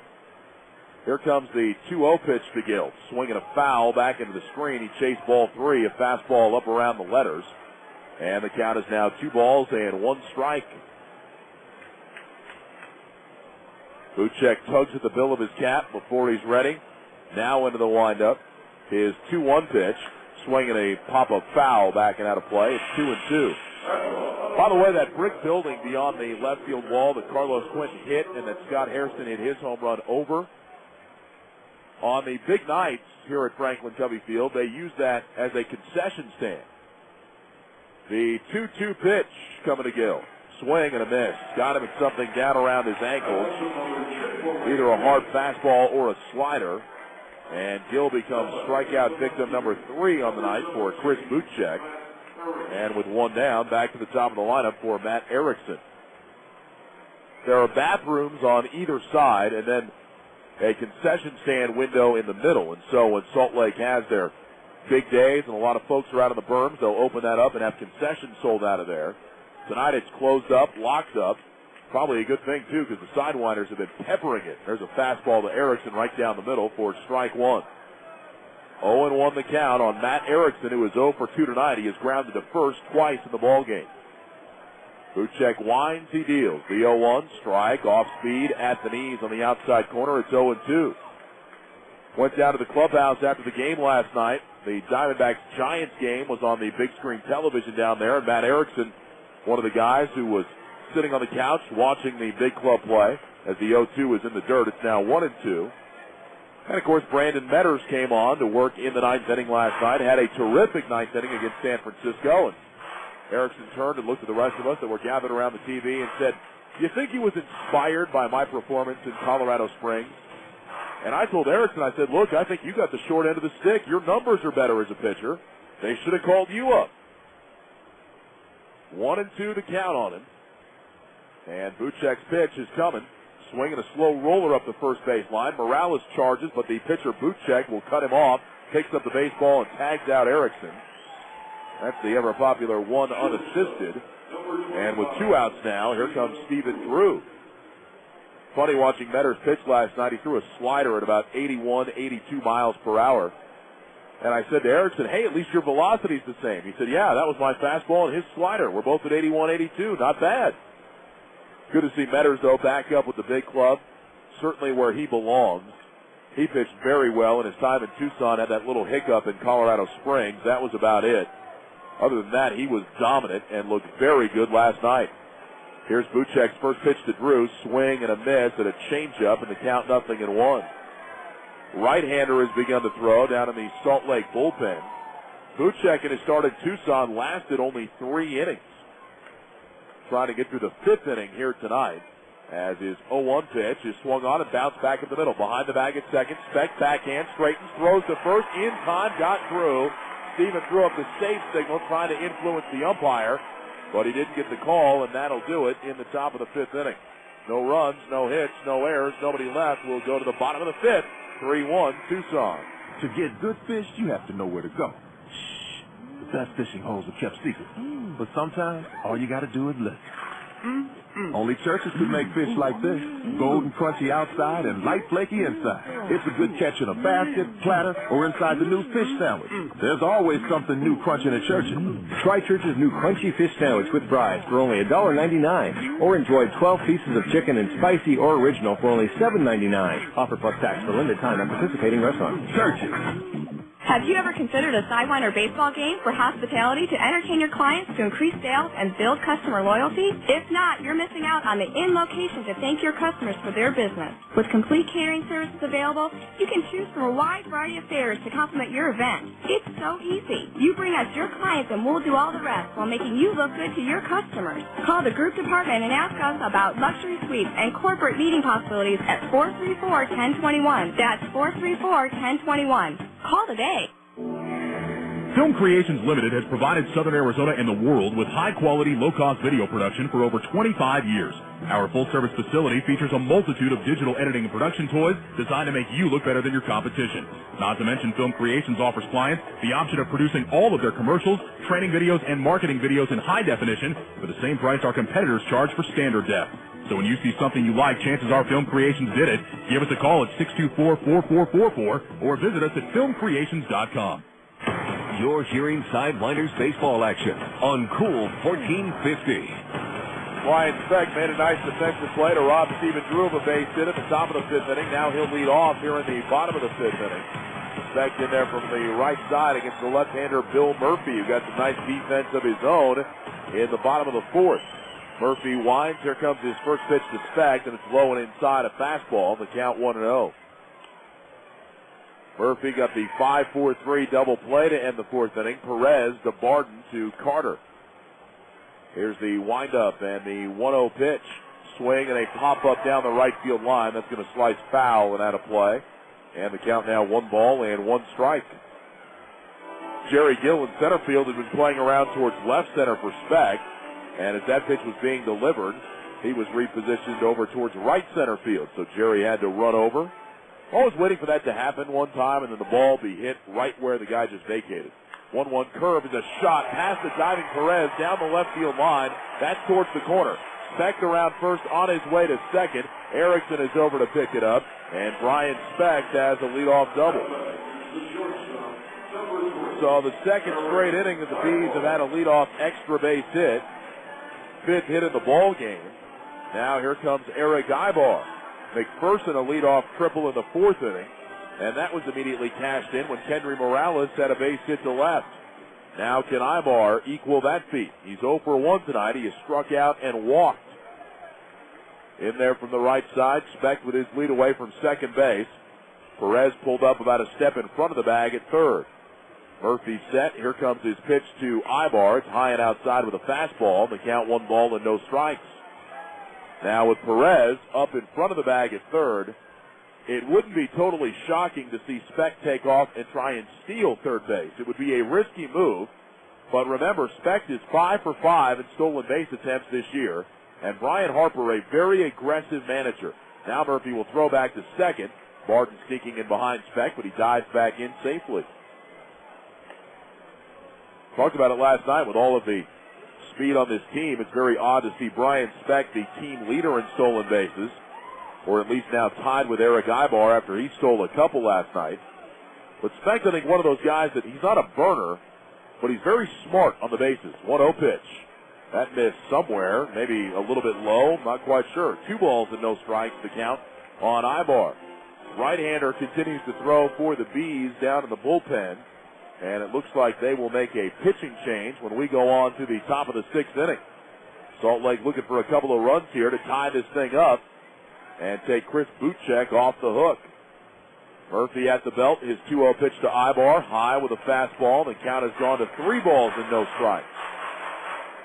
Well, this is very reminiscent of the 3rd inning right now, where Murphy just suddenly lost the strike zone. He walked Speck, he walked Ibar in that inning, was able to escape unscathed. He's 1 pitch away from walking Ibar for the 2nd time in this game. His 3-0 to the plate, and that's a strike. Fastball right down the middle, 3-1. Well, we saw Brian Harper start the base runners earlier with a count of 3 balls and 1 strike, and because of it, he stayed out of a double play. Now, no possibility of that happening here. In fact, no force play anywhere. But we'll see what he does. Murphy set. Barton again bluffing towards second. Runner doesn't go, and Ibar swings and misses. Ibar with a home run cut at a fastball, and he couldn't find it. The count has gone full, 3-2. I'll tell you, if I'm Bill Murphy, I'm tempted to throw that pitch again. I mean, Ibar was trying to crush that one. Murphy gets the side from Hammock. Here it comes. Swinging a line drive into right field. That's a base hit. Speck going to third. They're going to stop him as Quentin throws it in. Carter cuts it off. Speck had to hold up to make sure that nobody would catch it. And Ibar with a good swing going to right. And runners at the corners now with nobody out. And here comes Willits. And you got to believe at some point, unless Willits is swinging early in the count, that Ibar is going to be on the move. 6th hit of the game for Salt Lake. Willits today has walked and grounded out to second. Well, Ibar in the game last night had 2 stolen bases. And there was one time last night he ran on the first pitch. And wouldn't at all be surprised to see him do that here.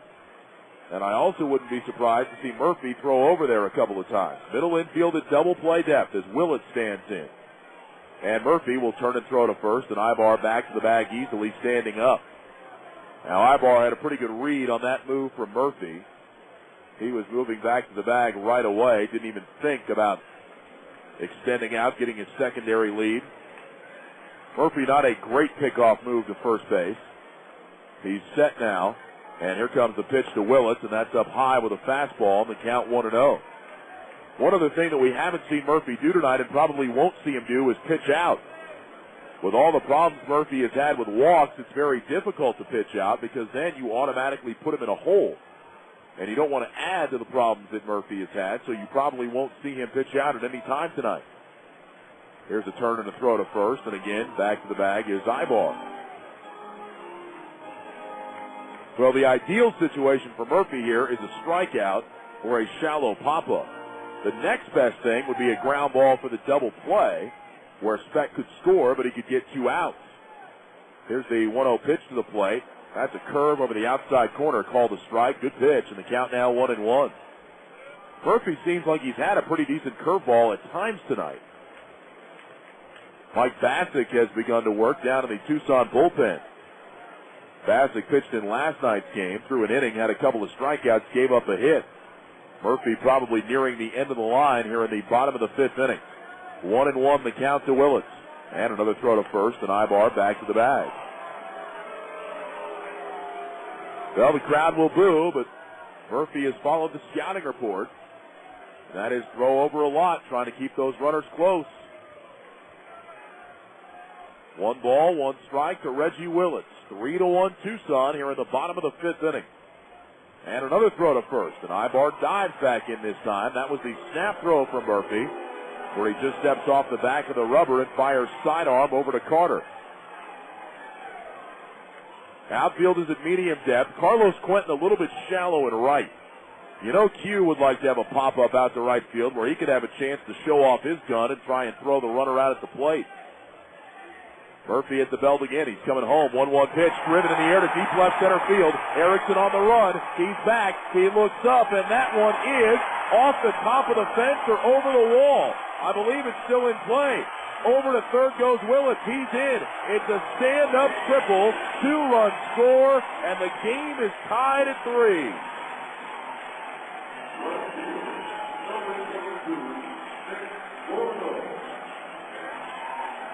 And just like that, Salt Lake is drawn even, and here comes Lorenzo Bundy out of the dugout, and he is bringing the hook with him. Bill Murphy's night has come to an end.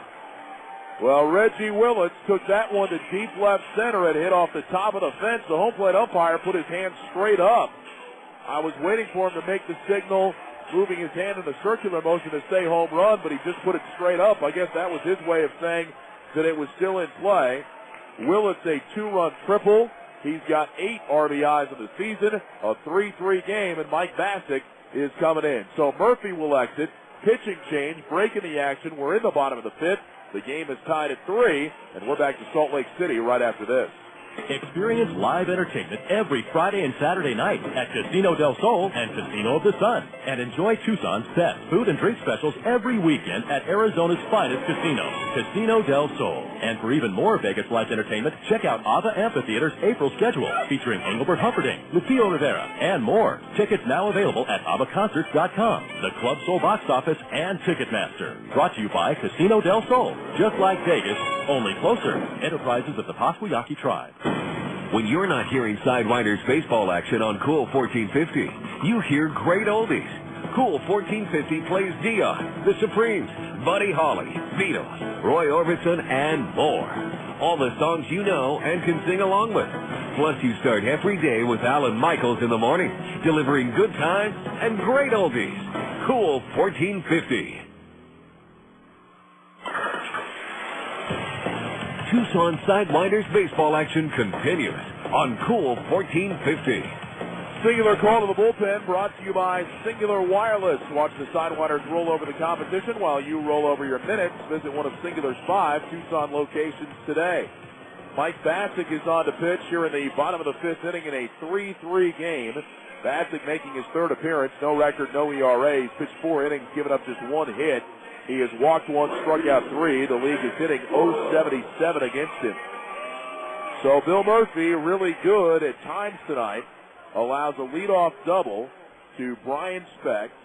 Ibar with a single to right, and then Willits a 2-run triple to deep left center field.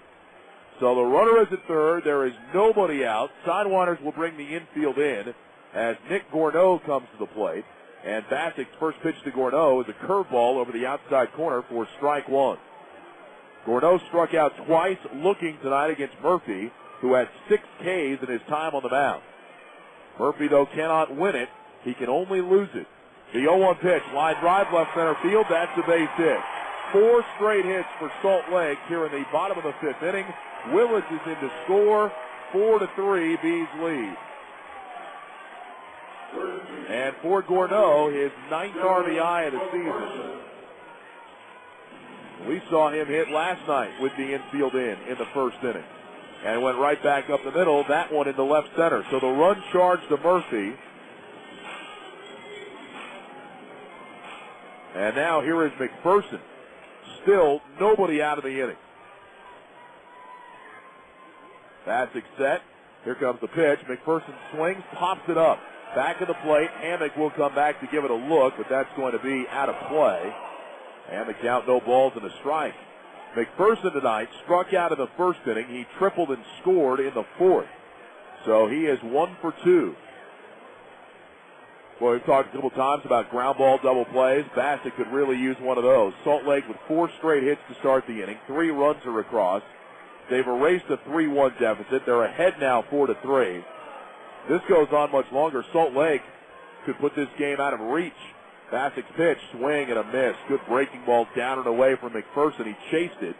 And the count, no balls and 2 strikes. And you know the Bees feel pretty confident against Tucson. They've won 5 of 6 meetings this year. McPherson waits on the 0-2 pitch from Bassick. Here it comes, low in the dirt, bounces away from Hammock. Gourneau's going to go to second base. Gourneau got a late break. We'll see if they rule that he was running on the pitch or if they're going to call it a wild pitch. It was tough to tell. And they are going to say a wild pitch. So no stolen base for Gourneau, but he's in scoring position now. 1-2 the count on McPherson. Bassick set, chest high away from his body. The pitch, check swing on a breaking ball down and away. They will appeal, and the umpire says that McPherson held up. And so it's now 2 balls and 2 strikes. McPherson's triple in the fourth inning. Hit high off the wall in deep right center field. Almost had a home run. Bassick with the 2-2 pitch coming. High with a fastball, 3-2. Kendry Morales will be next. Bees with 3 runs across in the inning. Bassick staring in at Hammock. He puts down the sign. Here comes the pitch. Curveball swung on and fouled off. Back of the plate. And we'll do it again at 3-2. Well, you can almost see that pitch coming. Hammock put down the sign and stayed right in the middle of the plate. And if you're going to stay right in the middle of the plate to McPherson, it's going to be a changeup or a curve. There's no way you're going to throw him a fastball there. See what Robbie does now. Bassick set. Hammock moving to the outside corner. And the pitch, swinging a roller, right side. Carter can't get it. Barton does get it, though. He'll throw to Bassick covering. McPherson is out. Good play by Barton and by Bassick. Gourneau goes to third on the play. And here is Kendry Morales now. So finally an out recorded in the inning. Morales coming up. He is struck out looking and has an RBI base hit. Sidewinders look like they're going to bring the infield to about halfway now. Hammock asks for time. He'll go out and talk with Bassick. Well, Morales didn't wait around after McPherson's triple in the fourth inning. He lined the first pitch he saw from Bill Murphy into left field for a hit. Hammock's conversation with Bassick is over. He trots back behind home plate. Kenny Perez will come up even with the bag at third. Drew probably about 5 steps onto the infield dirt at shortstop, and now backing up a few more. Martin up towards the cut of the grass at second. Carter even with the bag at first. Passing pitch to Morales. Ground ball to third. Runners coming home. Perez picks it, throws to the plate. Hammock is run over. He drops the baseball. Gourneau is safe. It is 5-3 Salt Lake. And Lorenzo Bundy's going to come out and argue. Actually, he's just coming out to check on Robbie Hammock. I thought he was coming out to argue that Hammock had been knocked over without the baseball. But he just checks on Robbie Hammock, who's now going to go out to the mound. Well, Kenny Perez played that on a short hop, and his throw to the plate arrived at about the same time Gourneau did, and Gourneau just crushed Robbie Hammock, who fortunately is okay. For Morales, that's going to be a fielder's choice, I believe.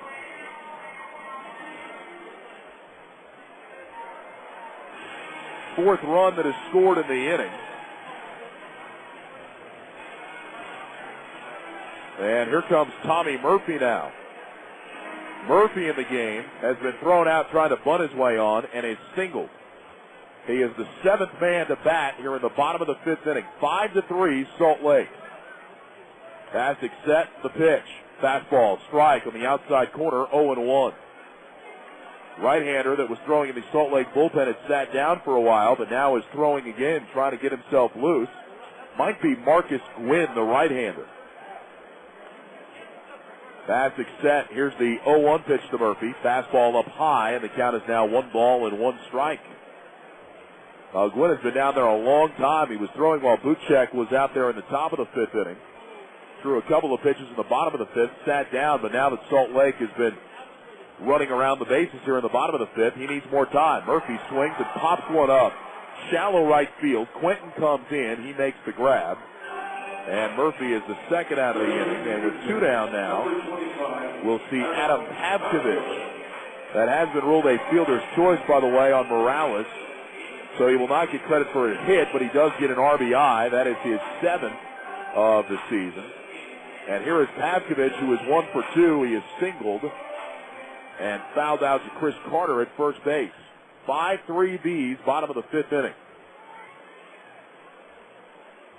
Bassick set. Here comes the pitch, and that is low and inside, and the count is now 1-0 strikes on Pavkovich. Well, Morales at first base is the last guy you would expect to attempt a stolen base. He's done it twice this year, and he's been thrown out twice, including once on Tuesday night when Hammock gunned him down. The 1-0 delivery, changeup, low and in the dirt. And it's now 2-0 on Pavkovich, serving as the DH tonight for Brian Harper.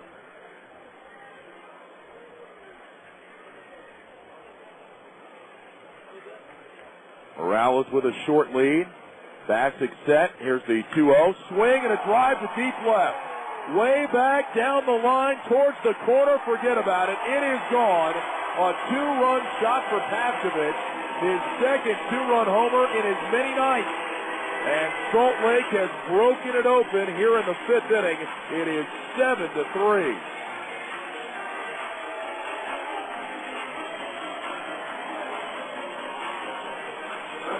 Well, I said it last night. Adam Pavkovich, not seen as a home run threat. But 2 nights in a row, a two-run homer. And here is Ryan Buddy, the 9th man to bat of the inning. And once again, Tucson's opposition bats around. Bassick from the windup. Here comes the pitch to Buddy. That's a strike right down the middle, and the count 0-1. For Pavkovich, his second home run of the season. RBIs number 4 and 5. The wind and the 0-1. Fastball outside. It's now 1-1 strike to Ryan Buddy, who is 0 for 2. He is struck out looking and grounded into a double play.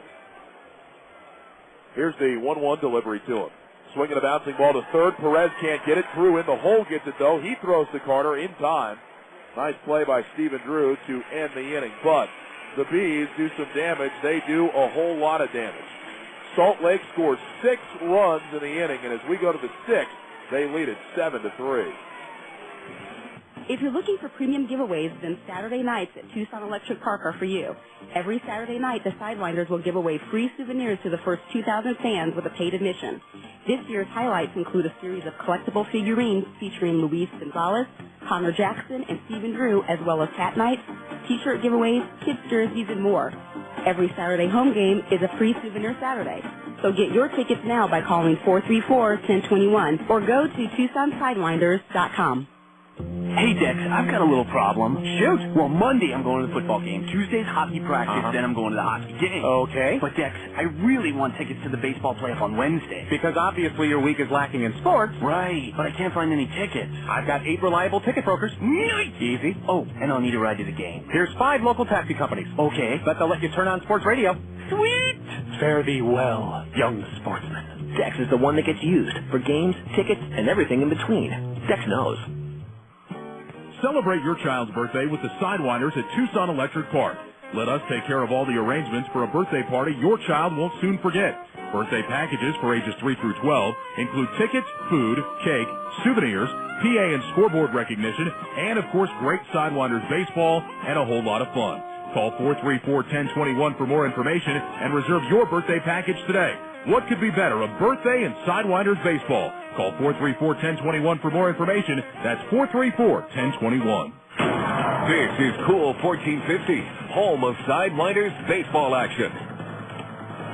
Singular call to the bullpen brought to you by Singular Wireless. Watch the Sidewinders roll over the competition while you roll over your minutes. Visit one of Singular's 5 Tucson locations today. Marcus Gwynn is on to work for the Bees here in the top of the 6th inning. Gwynn is making his 4th appearance in a Salt Lake uniform. No record, a .675 ERA. 5 1/3 innings of work. He's given up 10 hits, 4 runs. They're all earned. He has walked 1 and struck out 5. And so Gwynn will come on in relief of Chris Buchek, who is now eligible to win the game. Buchek gave up 3 runs in 5 innings. He left trailing 3-1, but Salt Lake with a 6-run bottom of the 5th inning has put him in line for his 2nd victory of the season. So Gwynn into the game. Buchek's night comes to an end. He allowed 4 hits and 3 runs in his 5 innings of work. And just in case you're wondering, no, Marcus Gwynn is not related to Tony Gwynn. Just wanted to get that out of the way. Marcus Gwynn, 6'3", 230 pounds. He is from the Woodlands in Texas.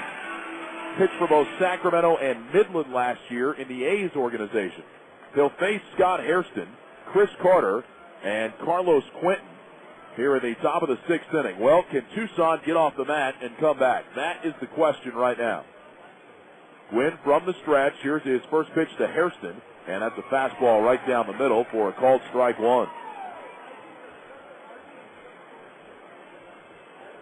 Marcus Gwynn last year at Sacramento, 2-2 with a .566 ERA and had 3 saves for the River Cats.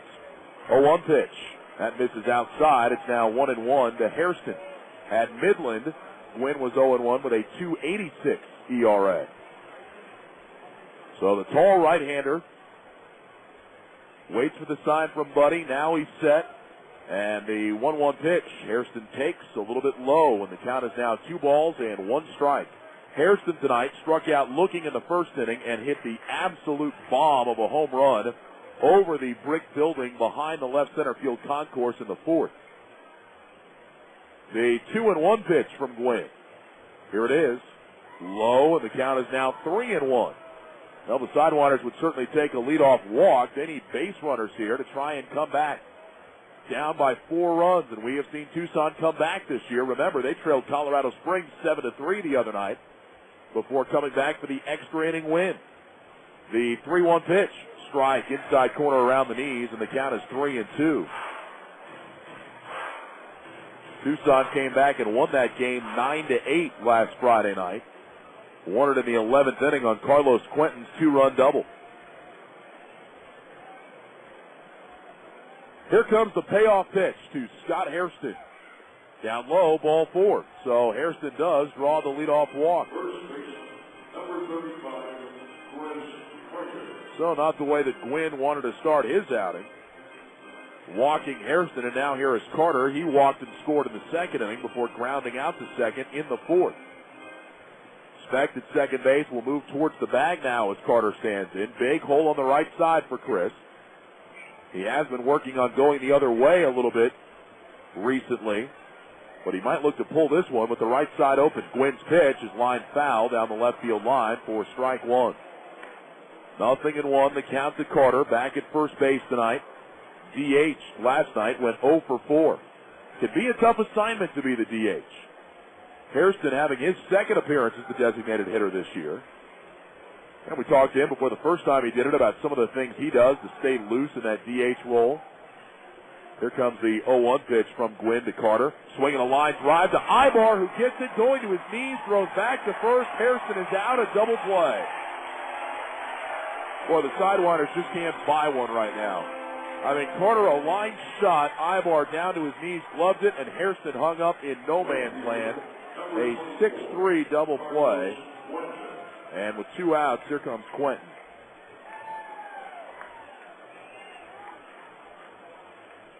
Quentin, a 2-run homer and a double tonight. 2 for 2, his average up to 293. And you can bet the rest of the league has taken notice that Carlos Quentin is starting to hit. When this guy gets locked in, he can be as dangerous as anybody. His first look tonight at Gwynn. And the right-hander deals, and there's a fastball over the outside corner for a called strike one. So a leadoff walk, just like that, a line drive double play. Now Quentin in there. No balls and a strike to count to him. Gwynn slowly brings his hands down to his belt. He kicks. He throws. Quentin hits a shot back up the middle into center field. That's a base hit. Quentin is now 3 for 3 on the night. Single, double, and a homer. He's a triple shy of the cycle. 5th hit for Tucson, and now here is Kenny Perez, who is struck out looking and flied out to the warning track in left field.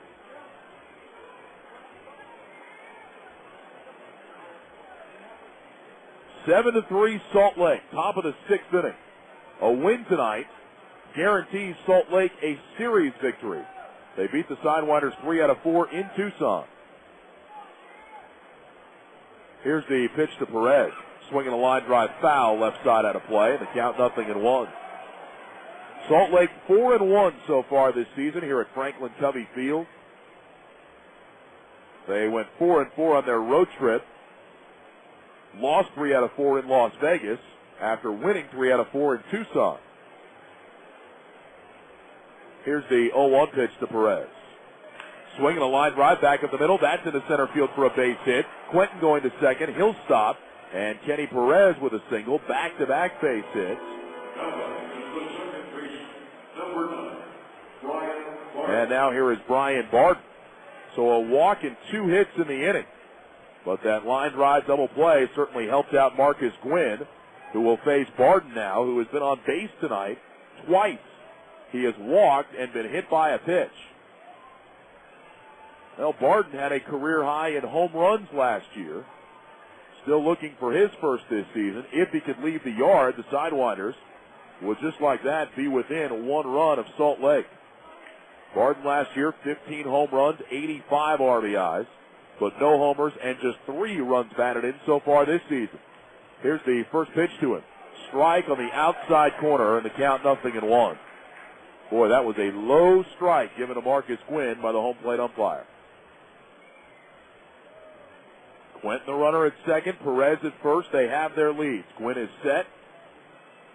And his 0-1 pitch. Barton swings, hits it down to third. Down to his knees is McPherson. Gets up, throws across. Morales digs it out. Barton is retired. The inning is over. I think McPherson thought that ball was hit harder than it was. Went down to his knees when he didn't need to. Got up, threw low, but Morales dug it out to end the top of the 6th inning. For the Sidewinders, no runs, 2 hits, no errors, and 2 men left. We'll go to the bottom of the 6th. It is 7-3 Salt Lake. Sidewinders fans, if you're looking for the best value in wireless, look no further than Singular. Only Singular offers you rollover, which allows you to keep your unused anytime minutes month after month for a full year. And now Singular wants you to catch this great deal. Get $25 off any phone and a free accessory up to a $29.99 value with a new 2-year service agreement. Stop by Singular's booth during the Friday, Saturday, and Sunday home games, or visit one of the 5 Tucson store locations any day of the week. Hurry, this is a limited time offer, so act now and start enjoying rollover minutes from Singular. Singular, raising the bar. Rocky Point's best-kept secret is the Peñasco del Sol Hotel. This breathtaking beachfront American-owned property is just 3.5 hours from Phoenix and Tucson and features 210 rooms and suites.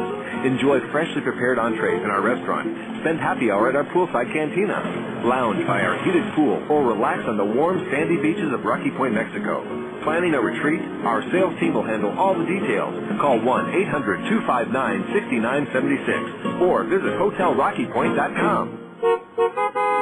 Hi, Red. Is that space taken? Hi, Speedy. As a matter of fact, I was saving it for a new pickup. Oh, Red, why a new pickup? Come on, Speedy. You haven't been over to Simonized for a car wash or detailing in months. Detailing? Yes, a Simonized detail service, like carpet and upholstery shampoo, exterior waxing, leather cleaning and conditioning, or even a complete bumper-to-bumper service. Simonized will have you looking like you were brand new. Wow, Simonized can make me look brand new? Simonized can make even you look brand new at any one of their 7 Tucson locations. Tucson Sidewinders baseball action continues on Cool 1450. Bottom of the 6th inning here at Franklin Covey Field in Salt Lake City. Ryan Radke with you at the ballpark tonight. Mike Bastick will face Brian Speck to lead off. Speck had a leadoff double in the 5th inning, came around to score, and little did we know that was the beginning of a huge inning for the Bees. They would push 6 runs across and turn a 3-1 deficit into a 7-3 lead. So Speck in there from the right side. Bastick, the left-hander, working from the windup, is ready, and his first pitch is bounced towards short. Drew moving towards the bag, gets the hop, throws over to Chris Carter in time. Speck is retired on 1 pitch. And the 6th inning certainly starts better than the 5th. Speck retired, and now here is Eric Ibar. Ibar had a base hit to right in the 5th inning. He is 1 for 2 on the night with a run scored.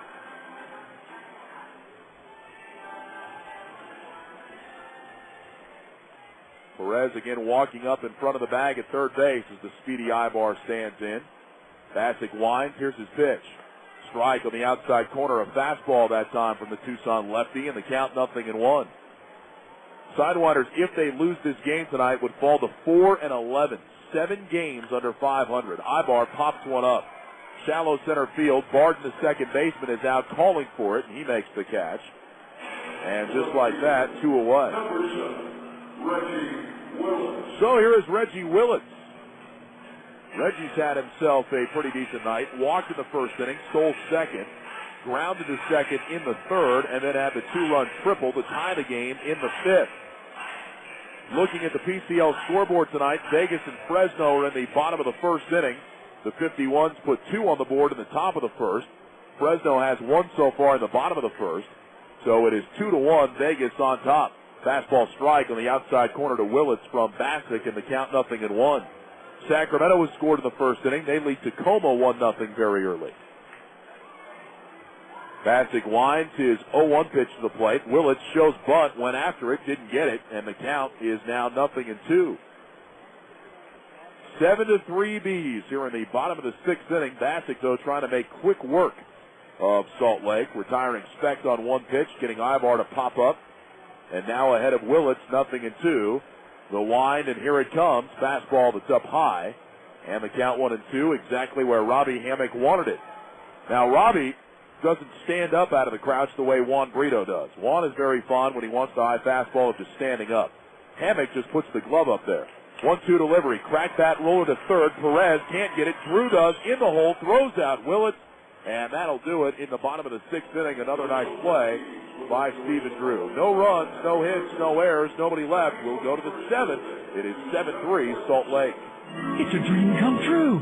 Mounds and mounds of crab legs, as many as I want, and no one's gonna stop me. And shrimp, all the shrimp I can eat, dipped in drawn butter or dipped in cocktail sauce. Honey, wake up. Let's go to Desert Diamond Casino. It's all you can eat.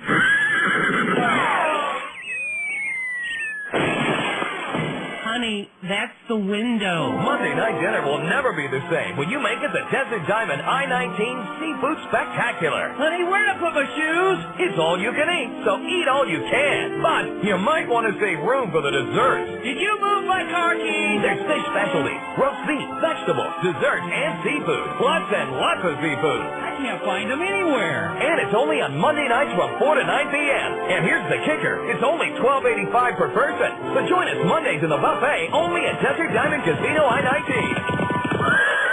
Honey, we could have taken my car. An enterprise of the Donna Automation. If you're interested in a Hawaiian vacation, then you'll want to check out morealohaforless.com, Tucson's new site for discounted value-added vacations to all the Hawaiian Islands.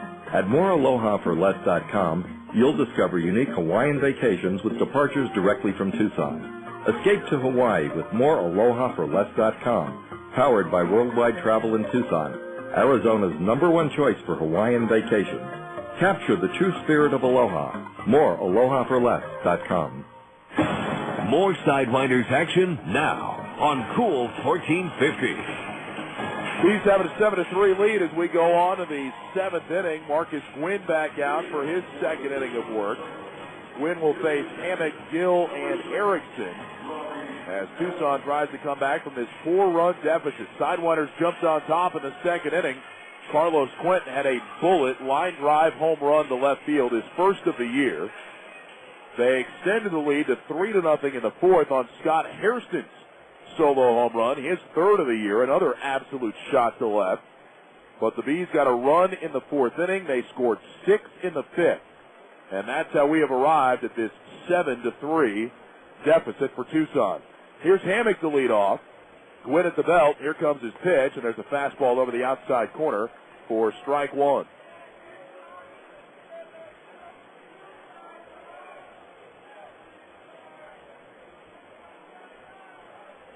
Here's the set, the 0-1 pitch. Hammock has one go over his head and back to the screen. Well, if Hammock wasn't already awake, he's awake now. 1 ball and 1 strike, the count.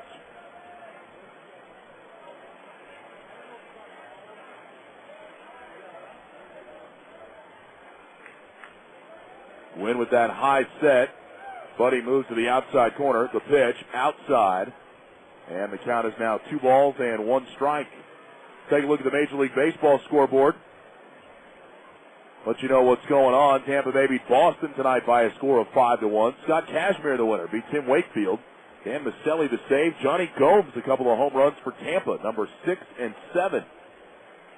Here's the 2-1 pitch. Hammock swings, lines it into right for a base hit. And so for the 2nd straight inning, the Sidewinders put their leadoff man aboard. Hammock gets his first hit of the night. Gwynn has given up 3 hits in his 1+ inning of work, and he's walked a man. But Tucson hasn't been able to make him pay for it. Here comes Jerry Gill now. Jerry is grounded to 3rd and struck out tonight. Dustin Moore also homered in that game for the Red Sox, his 2nd of the year.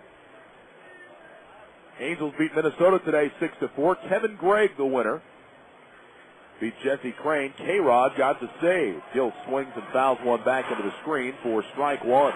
Baltimore over Cleveland, 9-4 the final. Eric Bedard goes to 4-0 on the season, beating Fausto Carmona. Eduardo Perez, Victor Martinez, homer for Cleveland. Tejada and Lopez, homer for Baltimore, for Miguel Tejada, his 3rd. Here's the set and the 0-1 pitch coming to Jerry Gill, swinging a foul into the backstop, and it's 0-2. Tigers got 3 in the top of the 9th, beating Oakland 4-3. Rodney over Dukeshire. National League scoreboard, it was Washington beating Philadelphia 10-4. Traber over Madsen. Ryan Madsen pitched 1 inning in that game and was tagged for 9 earned runs. The 0-2 pitch coming to Jerry Gill. Here it is. Low and outside. 1 ball and 2 strikes. Cincinnati leads Milwaukee 7-6. They're in the top of the 6th inning. Phillips and Encarnacion have homered for Cincinnati. Billy Hall is at his 2nd for the Brewers. The 1 ball, 2 strike pitch to Gill. Swing and a miss. Got him on a changeup. Jerry down on strikes for the 2nd time tonight. Gwynn's first strikeout, 4th of the game for Salt Lake pitchers. And now here is Matt Erickson, who is 0 for 3. He's grounded to first twice and bounced back to the mound. Top of the 3rd inning at Chase Field, and it's not been a good night for the Diamondbacks. San Francisco scored 5 in the top of the 1st. They lead it 5-0. Erickson in from the left side. Gwynn's first pitch. And that's down low with a fastball, 1-0. Top of the third inning at Petco, Padres lead the Mets by a score of 1-0, and that's how your Major League Baseball scoreboard looks tonight. Erickson ahead, 1-0. Hammock leading away from first. Gwynn at the belt. He kicks, he throws, and it's down low. And the count 2 balls and no strikes. Oh, and reading the scoreboard, told you that Kevin Gregg got the victory for the Angels today.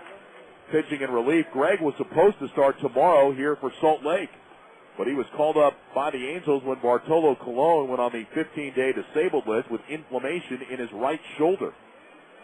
2-0 to Erickson. Fastball outside. It's now 3 balls and no strikes. Interesting that the Angels, for the last 2 weeks, had spent time denying that Bartolo Colon was hurt. His back was fine. His hamstring was fine. His shoulder was fine.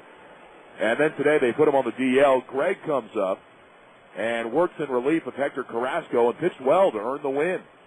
3-0 to Erickson, and that is low, ball 4. So a 4-pitch walk to Erickson. Runners are at first and second now for Stephen Drew. Gregg in that game today for Anaheim worked 4 innings, gave up 3 hits and a run. He struck out 3 and walked 2. And the Angels win it 6-4 in the dungeon over the Twins. And Frankie Rodriguez looked good. Got to see the 9th inning of that game. K-Rod came in and looked very strong in the 9th.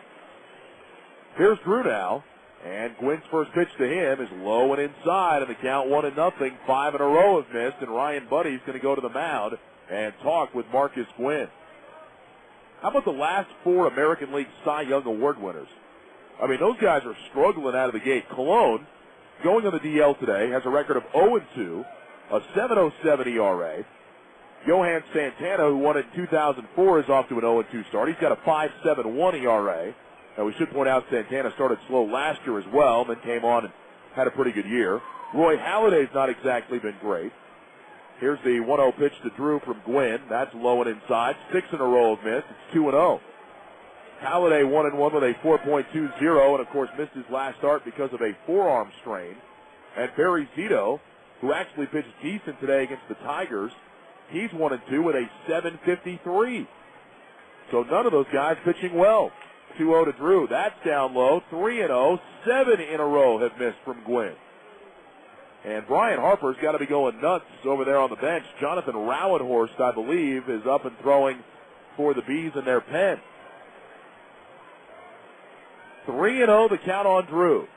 Buddy sets up right down the middle, and the pitch misses low and inside, ball 4. 8 pitches in a row have missed, and Tucson has loaded the bases with nobody out. Or with 1 out, check it.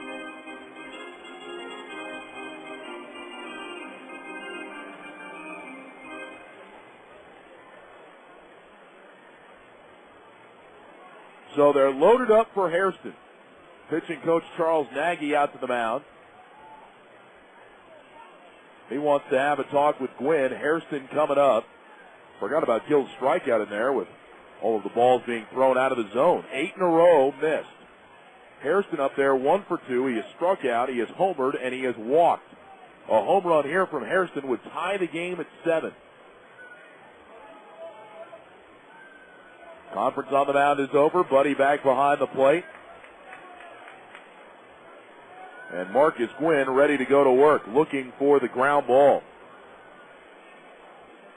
Runners with their leads. Gwynn is set. At the belt, here comes his pitch to Hairston. High and inside with a fastball. Hairston had to duck out of the way. It's 1-0. Boy, that was some chin music there. 9 in a row have missed. The left-hander is ready down in the Salt Lake bullpen. Chris Carter is on deck. Gwynn reads the sign from Buddy. Here comes his 1-0 pitch. On the way, swinging a high fly ball down the right field line, slicing towards the seats, and Gourneau will run out of room. And the count 1-1. So after 9 straight balls, Gwynn finally gets a strike as Hairston fouls that one away. Kaz Matsui has just homered for the Mets. They've tied San Diego at 1 in the top of the 3rd inning. Giants have just added another run against Claudio Vargas and the D-backs. They lead 6-0 top of the 3rd. Here it is 7-3 Salt Lake, top of the 7th inning. 1-1, the count to Hairston. The bases are loaded with 1 out. Gwynn from the stretch position. And the pitch, swing and a bouncer foul down the first base side. And the count now 1-2. And a guy down there took off his hat, reached over and snagged the souvenir in his hat before it could get to Netman. Netman is back tonight. He got robbed by a guy with his cap. 1-2, the count on Hairston now. It is Jonathan Rowenhorst who is throwing in the Salt Lake 10. Gwynn looking for the strikeout now. Here comes his 1-2 pitch. Low and outside. 2 balls and 2 strikes. And you just get the feeling that Gwynn is not going to come in on Scott Hairston. That he wants to stay away from him. Probably facing his last batter regardless of what happens. Carter on deck. 2-2 the count. Runners with their leads. Infield looking for the double play. And the 2-2 delivery to Hairston is swung on and popped up. Back in the bag at second. Specht is called off by Ibar. The infield fly rule has been called. Ibar makes the catch, and there's 2 away. The timely hit has been something that has just eluded the Sidewinders all season long. So with 2 down, here comes Carter now, but Brian Harper is on his way to the mound, and it looks like he will summon the lefty to face Carter, and he will. So pitching change, breaking the action. We're in the top of the 7th inning. Tucson has the bases loaded. There are 2 outs. Carter is coming up, and Rowenhorst is coming in. This call to the bullpen brought to you by Singular Wireless. Watch the Sidewinders roll over the competition while you roll over your minutes. Visit one of Singular's 5 Tucson locations today. 7-3 Bs. We're back to Franklin Covey Field right after this.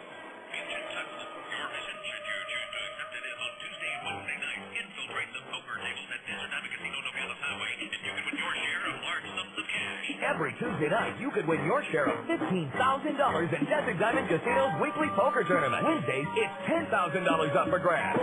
Cues illegal. Tournament is limited to 120 players with pool based on minimum of 100 players. Buy-in Tuesday is 140 plus 20. Wednesday is 90 plus 20. Or 800 Desert Diamond Club points that equals 3,000 tournament chips. No rebuys allowed. Early bird hours do not guarantee a seat if already sold out. Plus, there'll be early bird bonuses up to 3 hours before the tournament. So register early. Come play poker. Tuesdays, you could win your share of $15,000. Wednesdays, your share of $10,000. As usual, if you win large amounts of cash, please try not to draw attention to yourself.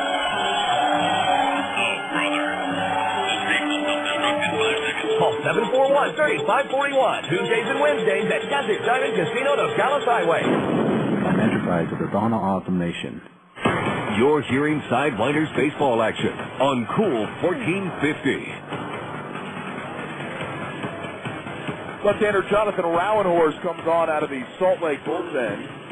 Rowenhorst making his, 7th appearance of the year. 0-1 with a 7.04 ERA. In 7 2/3 innings, he's given up 9 hits, 6 runs. They're all earned. He's walked 4, struck out 4, and the league hitting .310 against him. Rowenhorst appeared in the game on Tuesday night, worked a scoreless inning, and struck out 2. He faced Chris Carter that night and got Carter to ground back to the mound. So Carter in there with the bases loaded. Rowenhorst with the first pitch, and it's a fastball low and outside. And the count 1-0. Carter tonight has walked, grounded to second, and lined into a double play. Bases loaded, 2 outs. 7-3, Salt Lake on top here in the top of the 7th inning. Rowenhorst with the high leg kick and the pitch. Strike on the outside corner with a fastball, and the count 1-1. This inning started with Robbie Hammock's base hit. Jerry Gill then struck out. Matt Erickson walked. Stephen Drew walked. And Scott Hairston popped up to the shortstop. 1-1. And the pitch to Carter. Strike at the knees, outside corner, and it's 1-2.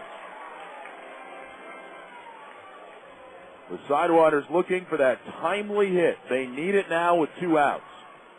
Hairston unable to deliver. It's up to Carter to draw the Sidewinders closer.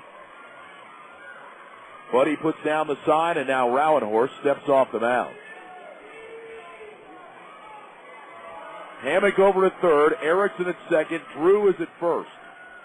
And the 1-2 pitch to the plate is swung on and missed for strike three. A changeup in the dirt. Carter tried to check his swing, couldn't do it. And Rowan Horse and the Bees get out of it.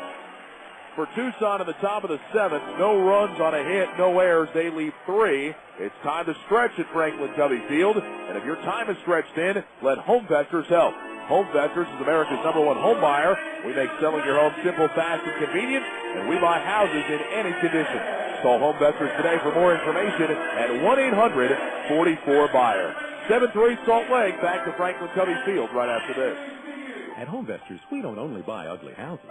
Just ask Bonnie Frame. It was time for my mom to move out of her home that she'd had for over 50 years and move closer to my husband and I. Homevestors can also help you out of an ugly situation. Honesty was always there. If they made an appointment or said they would do something, it happened. Call Homevestors at 1-800-44-BUYER. 1-800-44-BUYER. Or visit us online at WeBuyUglyHouses.com. My mother was very, very happy, and to me, that's what we were going for. Hello, this is Sherry Espinoza, one of the many professionals who work on the Paul Ash Management team here in Tucson. Paul Ash Management Company offers a variety of luxury apartment rentals for every budget and lifestyle. Whatever area of town you're looking for, Paul Ash Management has quality apartments managed by people who care about you. Visit our website soon and tour all of our communities online at paulashmgt.com, or stop by and visit any of our communities throughout Tucson for what we like to call the complete package. We know you'll like what you see. For a luxury Eastside rental, call me at the Tanca Verde Apartments at 886-8469. Every Sunday at Tucson Electric Park is a Dollar Dog Sunday. Enjoy great Sidewinders baseball and $1 hot dogs all game long on Sundays throughout the season. Tickets are available now at the Sidewinders box office or by calling 434-1021. That's 434-1021. Come see the Sidewinders and enjoy dollar hot dogs every Sunday throughout the 2006 season. Call today for ticket information at 434-1021 or log on to TucsonSidewinders.com.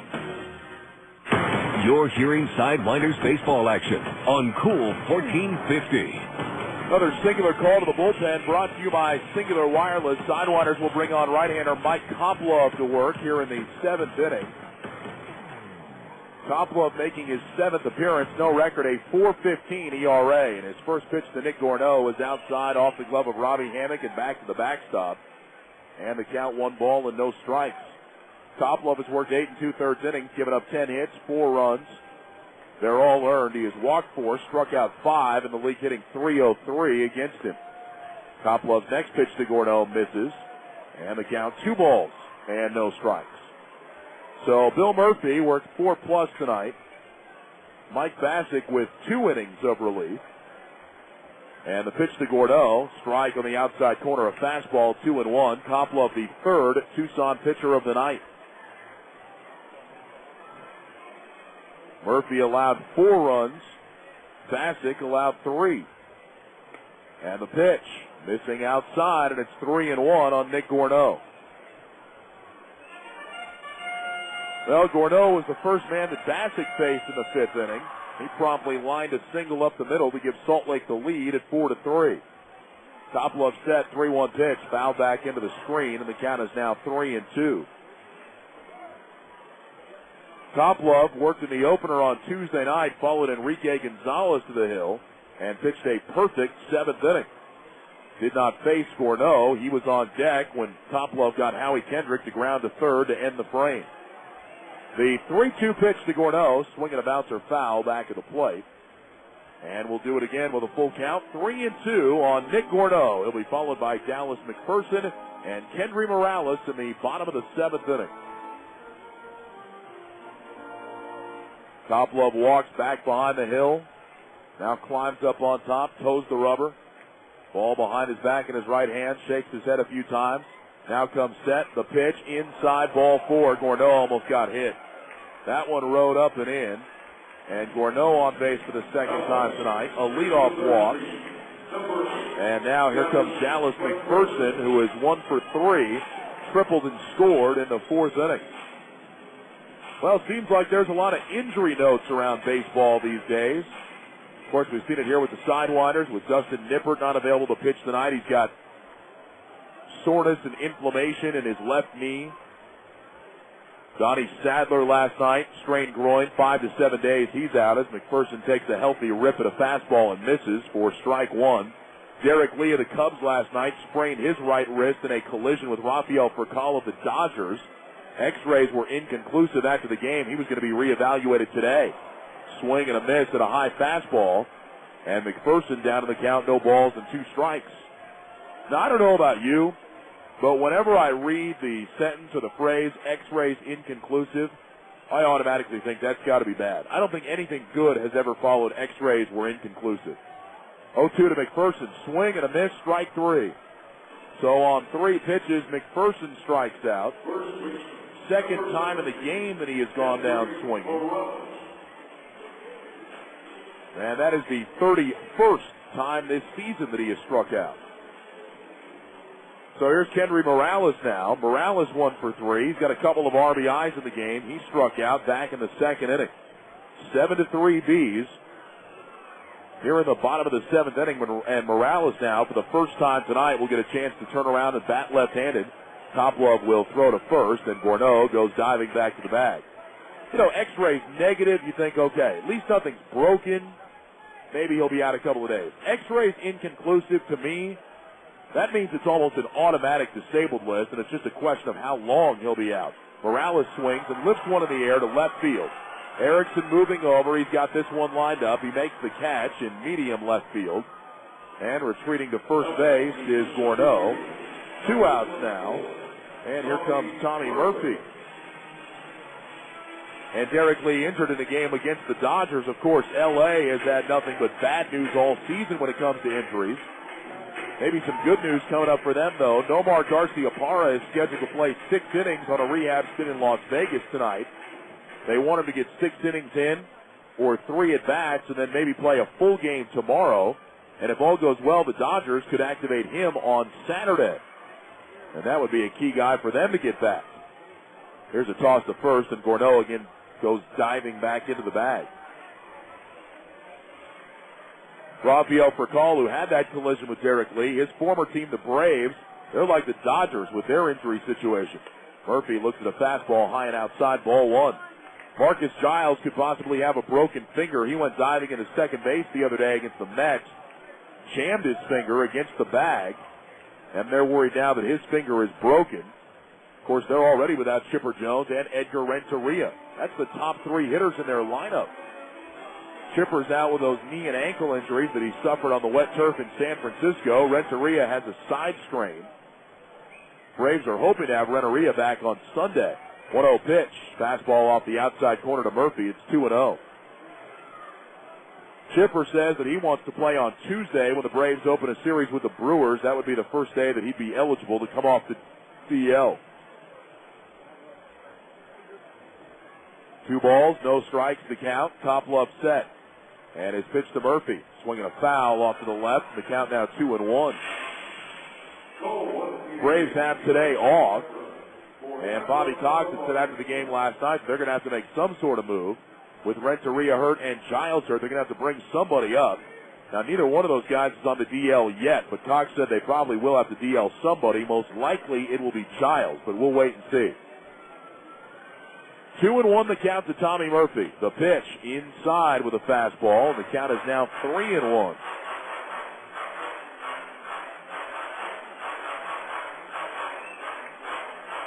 Of course, tragic news from baseball yesterday. Yankees minor league manager, former big league pitching coach Oscar Acosta, managing the Gulf Coast Yankees in rookie ball, died in a car accident. Fastball is up high, ball 4. Hammock makes a great throw to second base. Gorneau would have been out. Doesn't matter, though, as Murphy walks.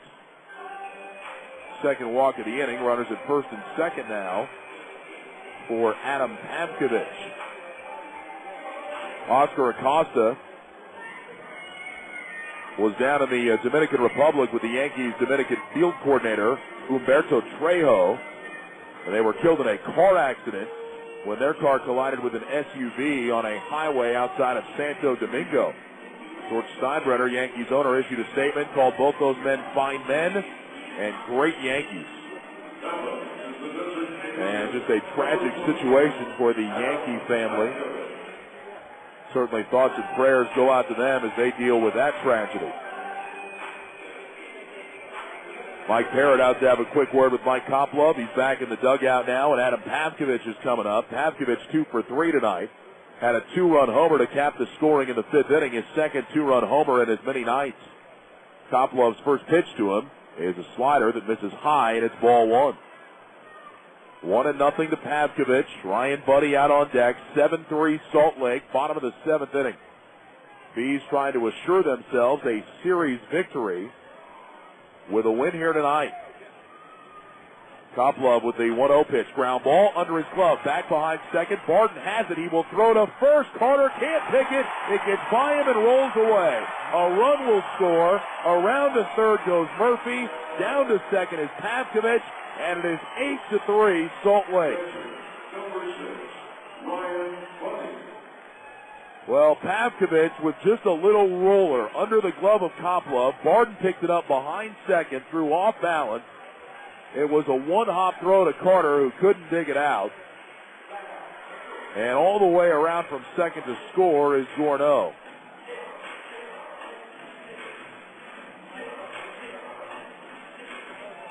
They haven't put a hit or an error up on the board yet. I would think that would be an infield single and then a throwing error, but I don't know, because if Barton makes a good throw, he probably gets Pavkovich. So we'll wait for the ruling. Here's Ryan Buddy now. And the first pitch to Buddy is a fastball that misses outside. It's ball 1. Buddy tonight 0 for 3. He's grounded into a double play, struck out, and bounced out to short. Runners at second and third. Pavkovich is at second. Murphy is at third. And Koplov delivers. Strike on the outside corner, a fastball. And the count is now 1-1.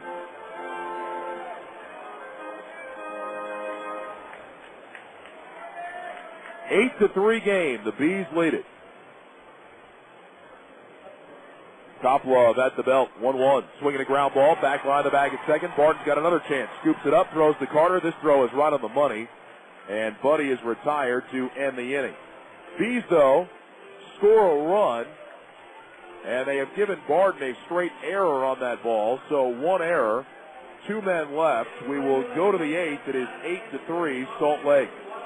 Joan, as your plastic surgeon, I have to say this is a highly unusual request. Look, Dr. Spencer, it's my face. It's my decision. But it's so extreme. What's brought this on? Well, it all started the other day at Arby's. I was eating a chicken cordon bleu sandwich, and it was like, Melissa, is this not the best thing you have ever tasted? Let's try and stick to the topic, Joan. Let me finish. The sandwich is made with 100% natural chicken, no phosphates or fillers, which got me thinking, maybe everything would be better natural. Well, Joan, I'm not sure you realize what you're asking me to do. I am. I want it all back, Doctor. Hair, face, nose, everything. 100% natural, Joan Rivers. Well, it sounds like you've made up your mind, but you should probably take a look at this. Who's that? It's a picture of how you'd look after the procedure. Looks like natural only works for the chicken. I'm afraid so. Introducing Arby's Chicken Naturals, made with 100% all-natural, all-delicious chicken. Try our chicken cordon bleu sandwich with ham and melted Swiss. Whether you get it crispy or grilled, it's so good, it'll have you saying, I'm thinking Arby's. If you're looking for premium giveaways, then Saturday nights at Tucson Electric Park are for you. Every Saturday night, the Sidewinders will give away free souvenirs to the first 2,000 fans with a paid admission. This year's highlights include a series of collectible figurines featuring Luis Gonzalez, Connor Jackson, and Stephen Drew, as well as cat nights, t-shirt giveaways, kids' jerseys, and more. Every Saturday home game is a free souvenir Saturday. So get your tickets now by calling 434-1021 or go to TucsonSidewinders.com. This is Cool 1450, home of Sidewinders baseball action.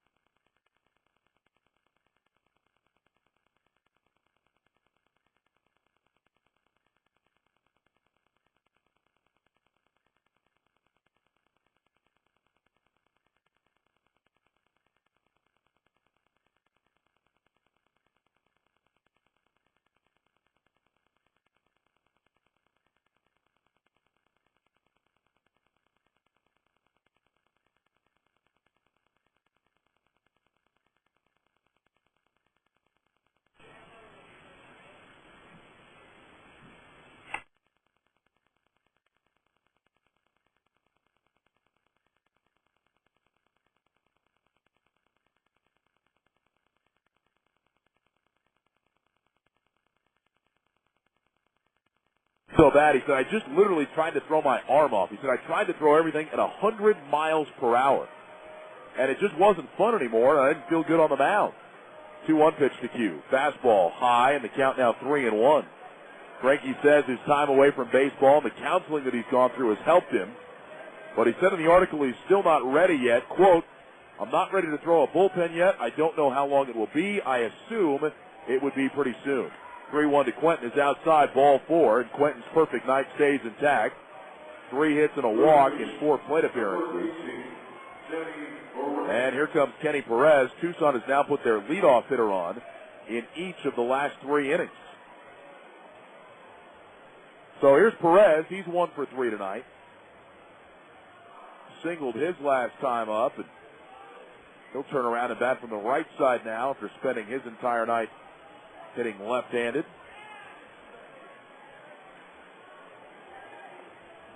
Kendry Morales won't even bother to hold Quentin. And the pitch to Perez is a fastball over the inside corner for strike 1. Well, you know, the Royals could use Zach Greinke back in a hurry. Their starting pitchers 0-9 on the season. And Kansas City does have the number 1 overall pick in the upcoming draft. 0-1 to Perez. Ground ball to second. Could be 2. Specht has it. Flips to Ibar for 1. That's all they'll get, though. Specht had a little trouble getting it out of his glove, and Ibar probably wisely just decided to hold on to it at second with Quentin bearing down on him. So Perez reaches on the fielder's choice. The out recorded 4-6. And here comes Barden now with a runner at first and 1 out.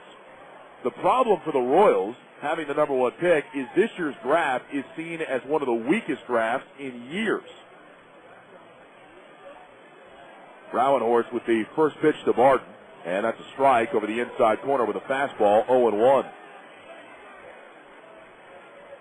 Andrew Miller, a pitcher from North Carolina, is highly regarded. Tim Lincecum, a pitcher from Washington, is also a guy that Kansas City is looking at. 0-1 to Barton, way inside with the fastball, made him move his feet. The count now 1-1. The problem is none of those guys are seen like a Mark Pryor was or a Jared Weaver was. It's almost a can't-miss type guy. There's questions about those two as well as others Kansas City is looking at. Here's the 1-1 pitch. That's a strike on the outside corner. It's 1-2. The concerns about Lincecum seem to be mostly about his stature. He's not a real big guy. Stands at about 5'11", 6 feet tall. And, of course, that concerns some in baseball. Durability issues come into play. The 1-2 pitch, swinging a roller foul, third base side. And Barton lives to see another pitch at 1-2. Read an article today on ESPN.com. Buster Olney was writing about this, and he said, you know, generally guys at that height aren't seen as prototypical pitchers, quote unquote. But the Oakland A's did a study a couple of years ago about pitchers' size and their winning percentage. The 1-2 coming to Barton, swing and a miss, got him on a breaking ball. Barton is down on strikes. His struggles continue. He is 0 for 2 tonight. And with 2 outs, here comes Robbie Hammock. Anyway, the study that the A's did found that the pitchers with the highest winning percentage stand at about 5'10". So maybe that allays some fears that the Royals have. Here's Hammock, single to right his last time in, and he looks at one low and inside, ball 1. Well, wouldn't you just know it for Kansas City, who has had all these problems, including getting a guy like Greinke who looked like he was just going to be terrific and now is going through his issues. And now you get the number 1 overall pick, and you don't have one of those can't-miss guys to pick from. Fastball high, and the count 2 balls and no strikes. And it's not like it had to be a pitcher. I mean, even if, you know, a Delman Young had been in this draft, or a Ryan Zimmerman for that matter, Kansas City could have gone and got one of those guys. 2-0 the count. The pitch to Robbie inside, and the count 3-0. There was one scout who was quoted in the article today as saying, you know, I've heard so many times that this draft is weak, this draft doesn't have this draft doesn't have that. He said, you can't tell me that there's not major league players in this draft. You just have to go find them.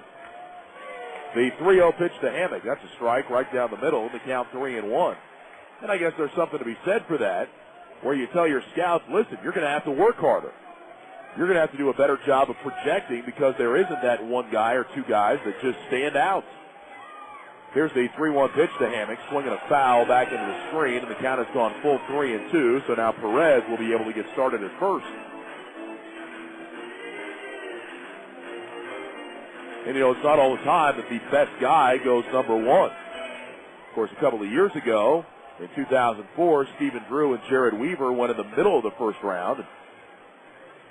Those guys will probably turn out to be two of the best players in that draft. Runner goes, 3-2 pitch, grounded to short. Eric Ibar has it, deep in the hole. He guns it across to Morales in time. And the Sidewinders are done here in the 8th inning. No runs, no hits, no errors. A man left on base. We will go to the bottom of the 8th. It's Salt Lake 8, Tucson 3. Experience live entertainment every Friday and Saturday night at Casino del Sol and Casino of the Sun. And enjoy Tucson's best food and drink specials every weekend at Arizona's finest casino, Casino del Sol. And for even more Vegas-like entertainment, check out Ava Amphitheater's April schedule, featuring Engelbert Humperdinck, Lupillo Rivera, and more. Tickets now available at avaconcerts.com, the Club Sol box office, and Ticketmaster. Brought to you by Casino del Sol. Just like Vegas, only closer. Enterprises of the Pasquayaki Tribe. Dex, we really need you for the softball game. Awesome. You need bats, aluminum, wood, wiffle? No. Mitts, left-handed catcher's first base? Nope. Home plate? Yes, how'd you know? Just a guess. Now, I can give you the names of 34 sporting goods stores that are open till 7, all within 5 miles. We thought You thought? we could use you for home plate. One request. What's that? Be gentle. Dex, the official directory of Quest. Find anything sports, from tickets to team schedules to giant foam fingers. Dex knows. Looking for Sidewinders apparel and collectibles? Visit the team shop at Tucson Electric Park and browse our new selection of blankets, t-shirts, hats, jerseys, and more today. Can't make it to the game? Stop by the Sidewinders office on the west side of the stadium Monday through Friday, 10 to 5 p.m. to purchase your merchandise. And now fans can purchase Sidewinders gear from anywhere by visiting the online team shop at TucsonSidewinders.com. At the ballpark or on the web, the Sidewinders team shop has what you're looking for. So stop by or log on today.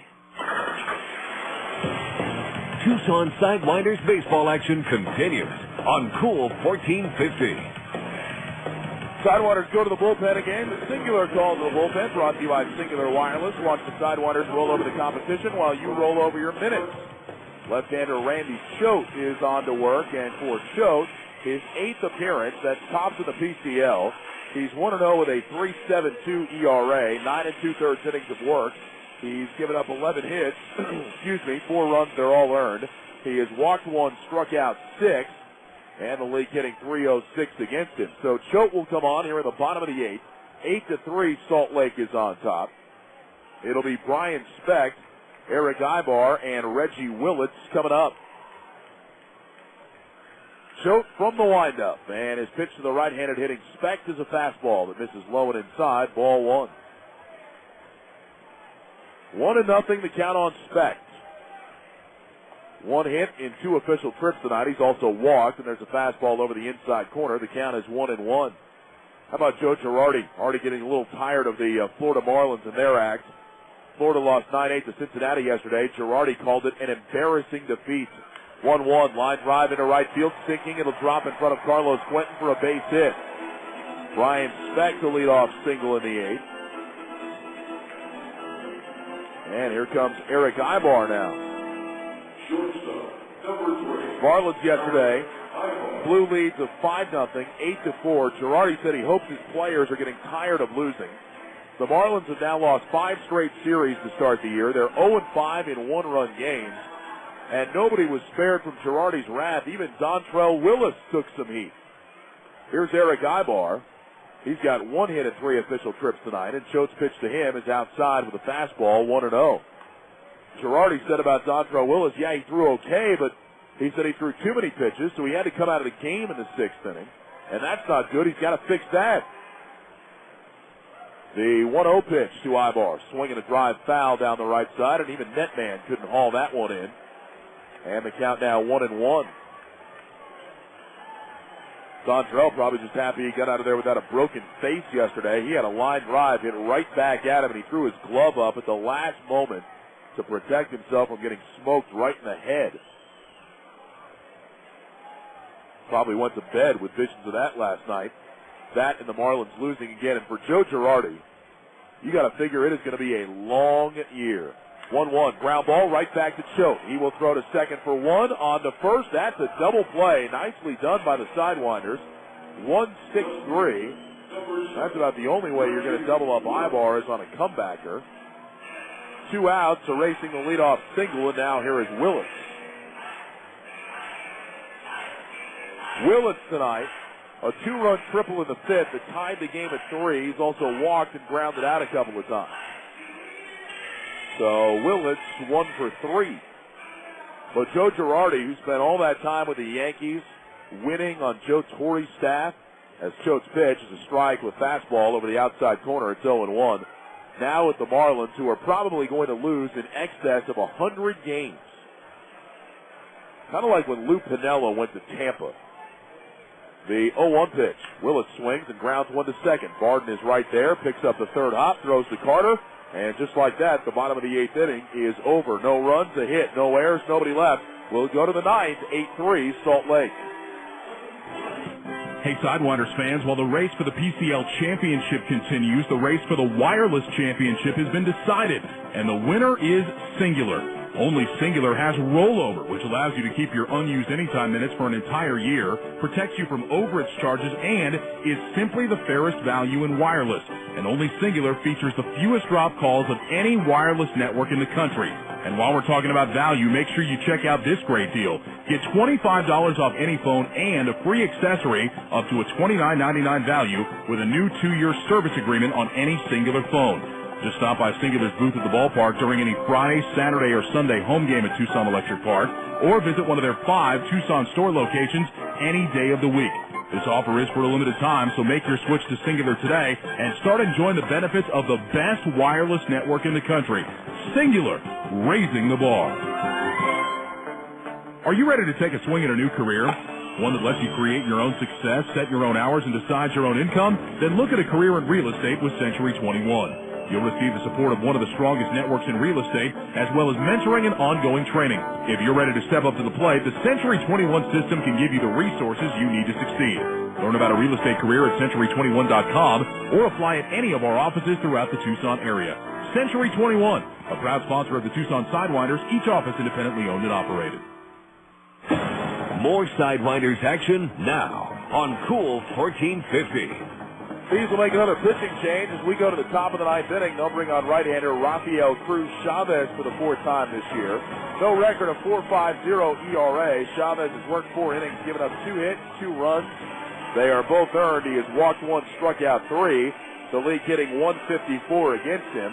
The 2 runs that Cruz Chavez has allowed this year came back on the 8th of April in Tucson when he gave up a 2-run homer to Stephen Drew in the 9th inning of a 7-3 Salt Lake win.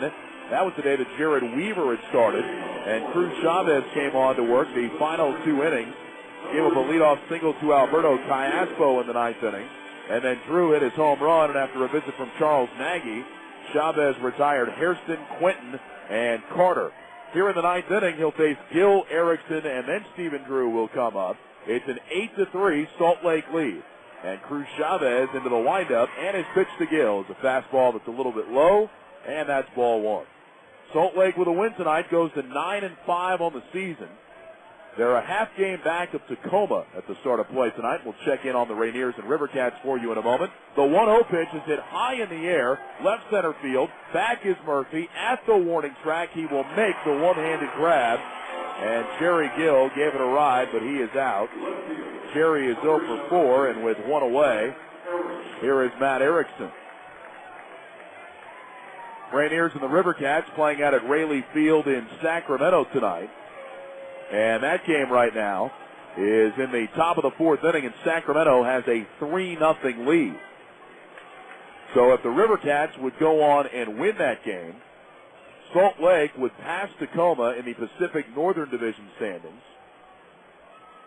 Portland, who earlier today beat Colorado Springs, would also move up. Here's the first pitch to Erickson, and a fastball misses high and outside, ball 1. So Salt Lake could go to 9-5. They'd be a half game up on Portland. Tacoma would be at 8-5, and they would fall down to 3rd. There's a pitch that misses off the outside corner, and the count now 2 balls and no strikes.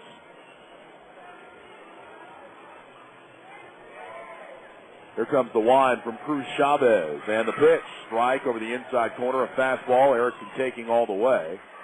And the count is now 2-1. Technically, Portland then would be tied with Tacoma, so they'd be tied for second place. 2-1 pitch. Strike on the outside corner. And the count is now 2-2. Colorado Springs, who blew that game today to Portland, giving up 5 in the ninth. Nate Field gave it up. They're now 5-11. 2-2 pitch. High and outside with a fastball. 3-2 now on Erickson. So Colorado Springs would tie Tucson for the second most losses in the league with 11. Memphis is 2-12. Here comes the 3-2 delivery to Erickson. Line drive right center field. That's a base hit. Erickson hustling to first will have a look. Over to cut it off is the center fielder Murphy. And so Erickson will settle for the single. And now here comes Stephen Drew.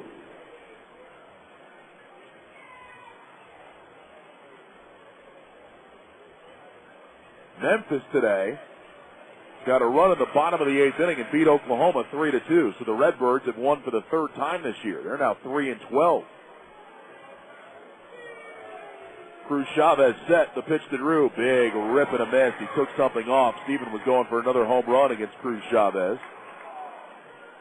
And the count, no balls and 1 strike. 4,088 here tonight at Franklin Covey Field to see the Sidewinders and the Bees. Here comes the 0-1 pitch.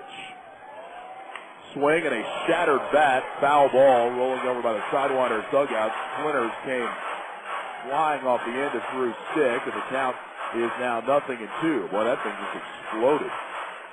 There's about 5 or 6 little splinters laying behind home plate. So Drew will have to go back and get a new bat, and he'll come back down in the count. No balls and 2 strikes. New Orleans and Round Rock never got their game in because of rain today. Omaha lost to Nashville 7-2, so the Sounds have tied the Royals atop the American Northern Division at 9-6.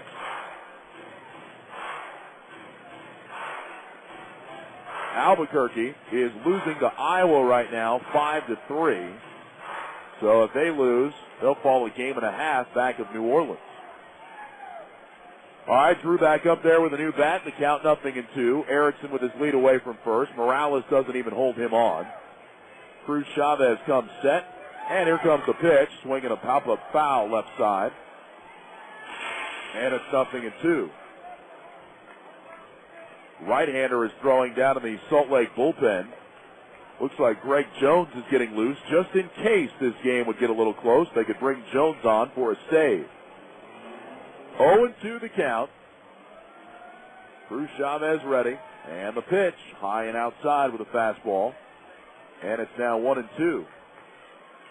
We'll take a look at all the scores coming up on the scoreboard show following the game. Luis Gonzalez is homered for the Diamondbacks. It's now 6-1 San Francisco, bottom of the 5th. 1-2 pitch. Swing and a shot to right, and Drew has left the yard for the second time this year against Rafael Cruz Chavez. It is his 5th home run of the season, and it's an 8-5 game, and Drew gave that one a ride. A fan on the berm caught it and fired it right back into right field. That's why the cheer went up from the crowd. But Stephen Drew just owns Rafael Cruz Chavez. So for the second time this year, the Sidewinders leadoff hitter gets a single, and then Stephen Drew leaves the yard to right field. Here's Scott Hairston now, and Charles Nagy will come out to the mound to talk with Cruz Chavez. Well, so far this 9th inning has a lot of parallels to the one back on the 8th of April. In that game, it was 7-1 Salt Lake going to the 9th inning.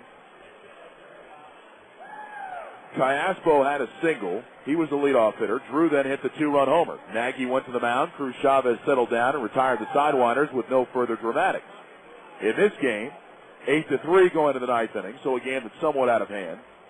Erickson, the leadoff hitter, has a base hit. Drew hits the 2-run homer. Nagy comes to the mound. Now the question is, can Cruz Chavez retire Hairston, Carter, and Quentin, the 3 guys he got back on April 8th? First pitch to Hairston, strike on the outside corner. It's 0-1.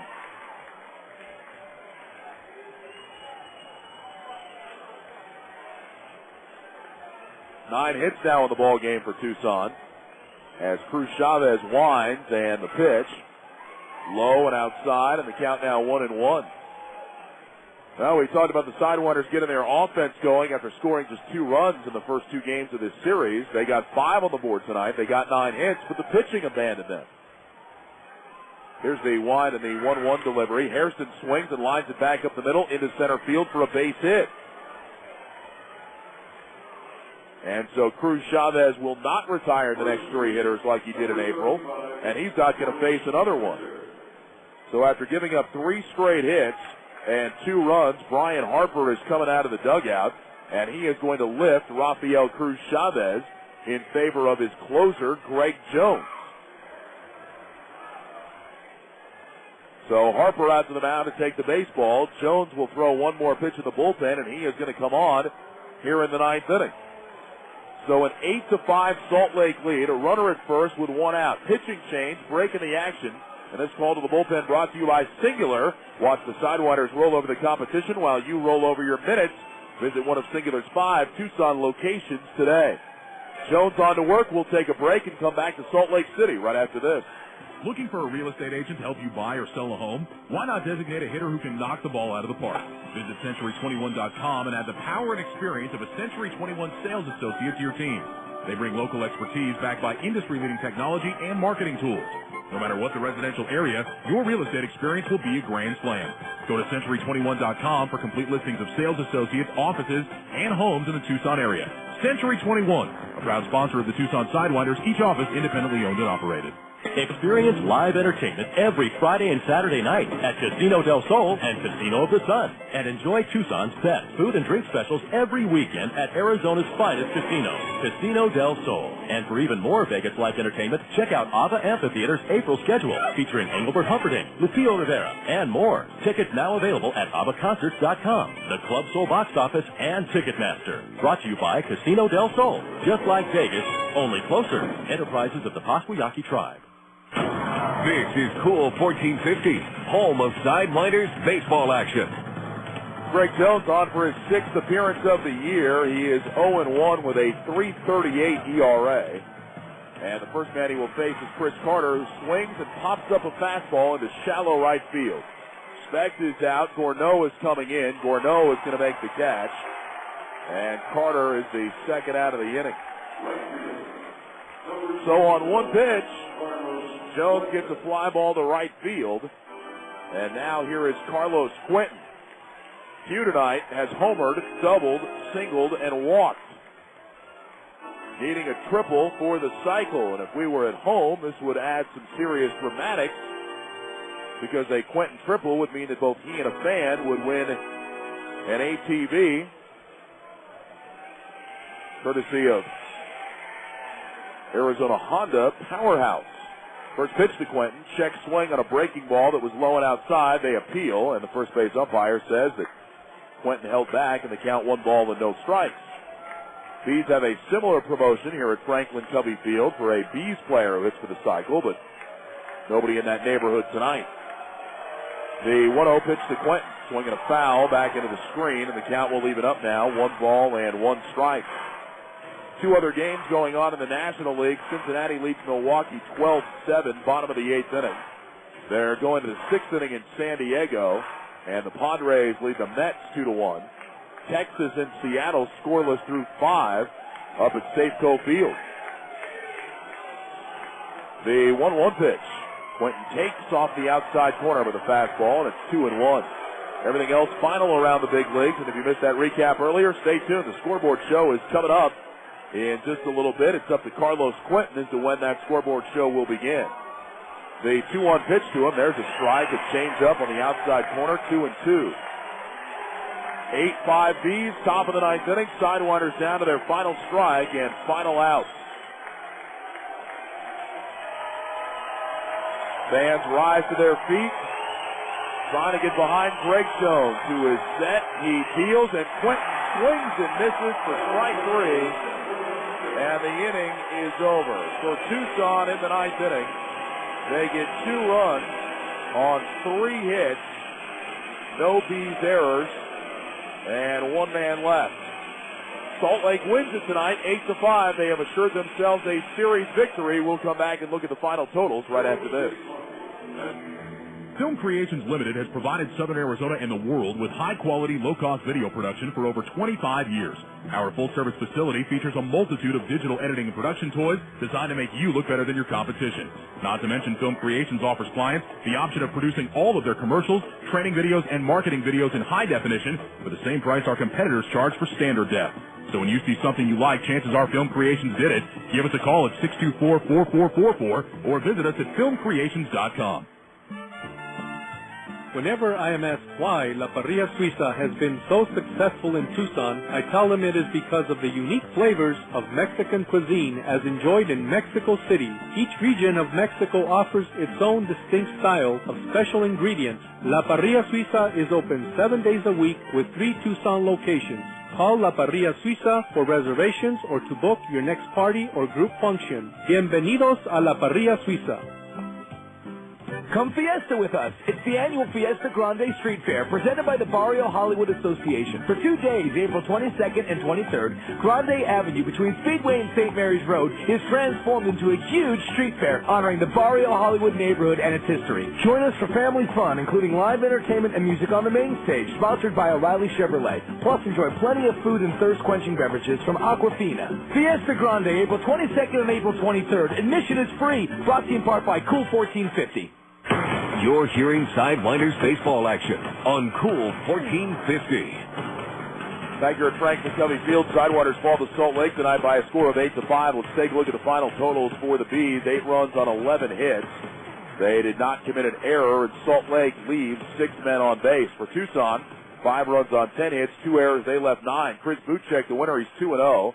Bill Murphy, the loss, he's 0-2. Greg Jones does get a save tonight. That is his second of the season.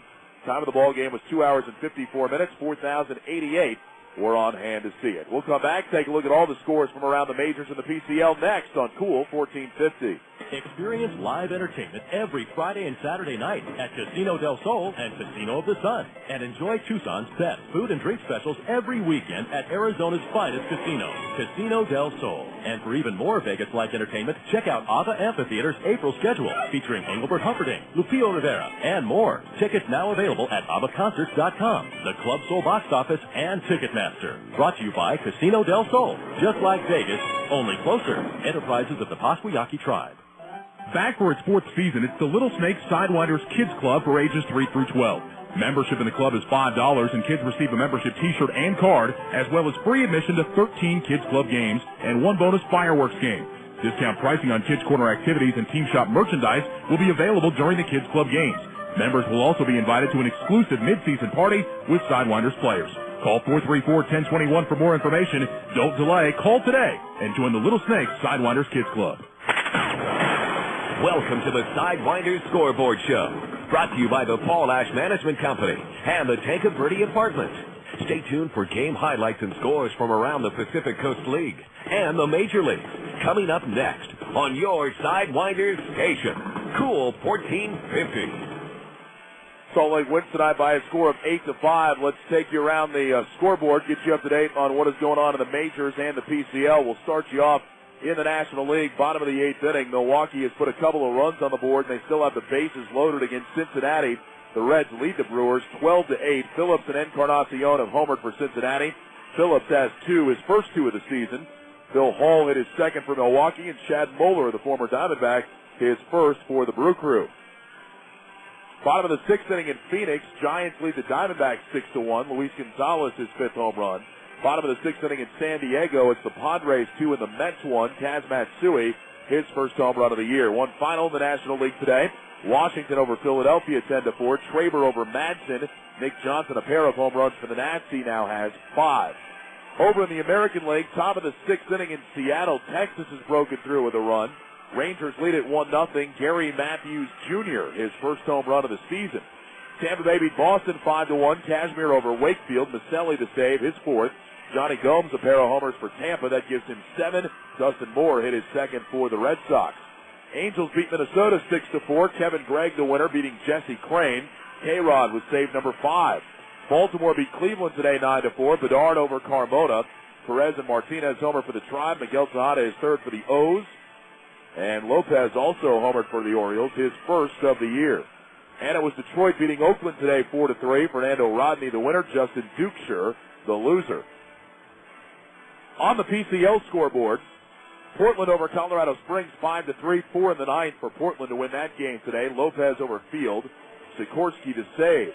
Nashville beat Omaha 7-2. Sarfate beat Bass. New Orleans and Round Rock were rained out. Memphis over Oklahoma 3-2. Falkenborg beat Dickey. And Rubio Durazo homered for Oklahoma. Nelson and Dahlback leave the yard for Memphis. Iowa and Albuquerque are in the bottom of the ninth inning. The I-Cubs have a 5-4 lead. Jason Stokes, a homer, his third of the year for Albuquerque. Vegas and Fresno are in the bottom of the fourth inning. That's now a 4-4 game. And they're in the top of the fifth in Sacramento. It is the Rivercats on top of Tacoma by a score of 3-0. Here tonight, Salt Lake beats Tucson 8-5. Your final score. We'll come back with highlights right after this. Sidewinders Baseball has been brought. Experience live entertainment every Friday and Saturday night at Casino del Sol and Casino of the Sun. And enjoy Tucson's best food and drink specials every weekend at Arizona's finest casino, Casino del Sol. And for even more Vegas live entertainment, check out Ava Amphitheater's April schedule featuring Engelbert Humperdinck, Lucio Rivera, and more. Tickets now available at avaconcerts.com, the Club Sol box office, and Ticketmaster. Brought to you by Casino del Sol. Just like Vegas, only closer. Enterprises of the Pasquayaki Tribe. The Maverick is where Tucson comes together for live country music. The Maverick, where great prices are down to earth, a dance floor that stretches across the club, and a private bar and lounge to relax your feet. The Maverick still is and always will be the king of clubs. It's country done right and live 5 nights a week. The Maverick, where pickups, Harleys, and Ferraris come together on Tanque Verde next to Colb Road. You're hearing Sidewinders baseball action on Cool 1450. Salt Lake 8, Tucson 5 tonight here at Franklin Covey Field. Things started pretty well for the Sidewinders in this game. In the second inning, Chris Carter threw a leadoff walk, and Carlos Quentin came to the plate. Hugh had not homered yet this year, but he took care of that quickly. The 1-1. Quentin rockets one to left. You can forget about this one. Way back. It is off the brick building above the concourse in left.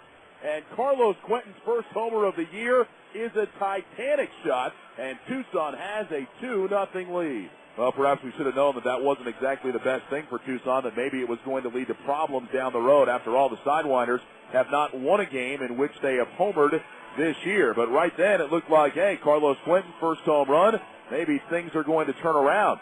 Things looked even better. 2 innings later, Scott Hairston led off in the fourth inning against Chris Buchek. And he said to Carlos Quentin, anything you can do, I can do better. Tommy Murphy in center field doing some stretching to try and keep himself loose. Murphy a couple of steps towards left center field for Hairston. Buchek's 1-2 to the plate. Swing and a shot to left. That one is deep.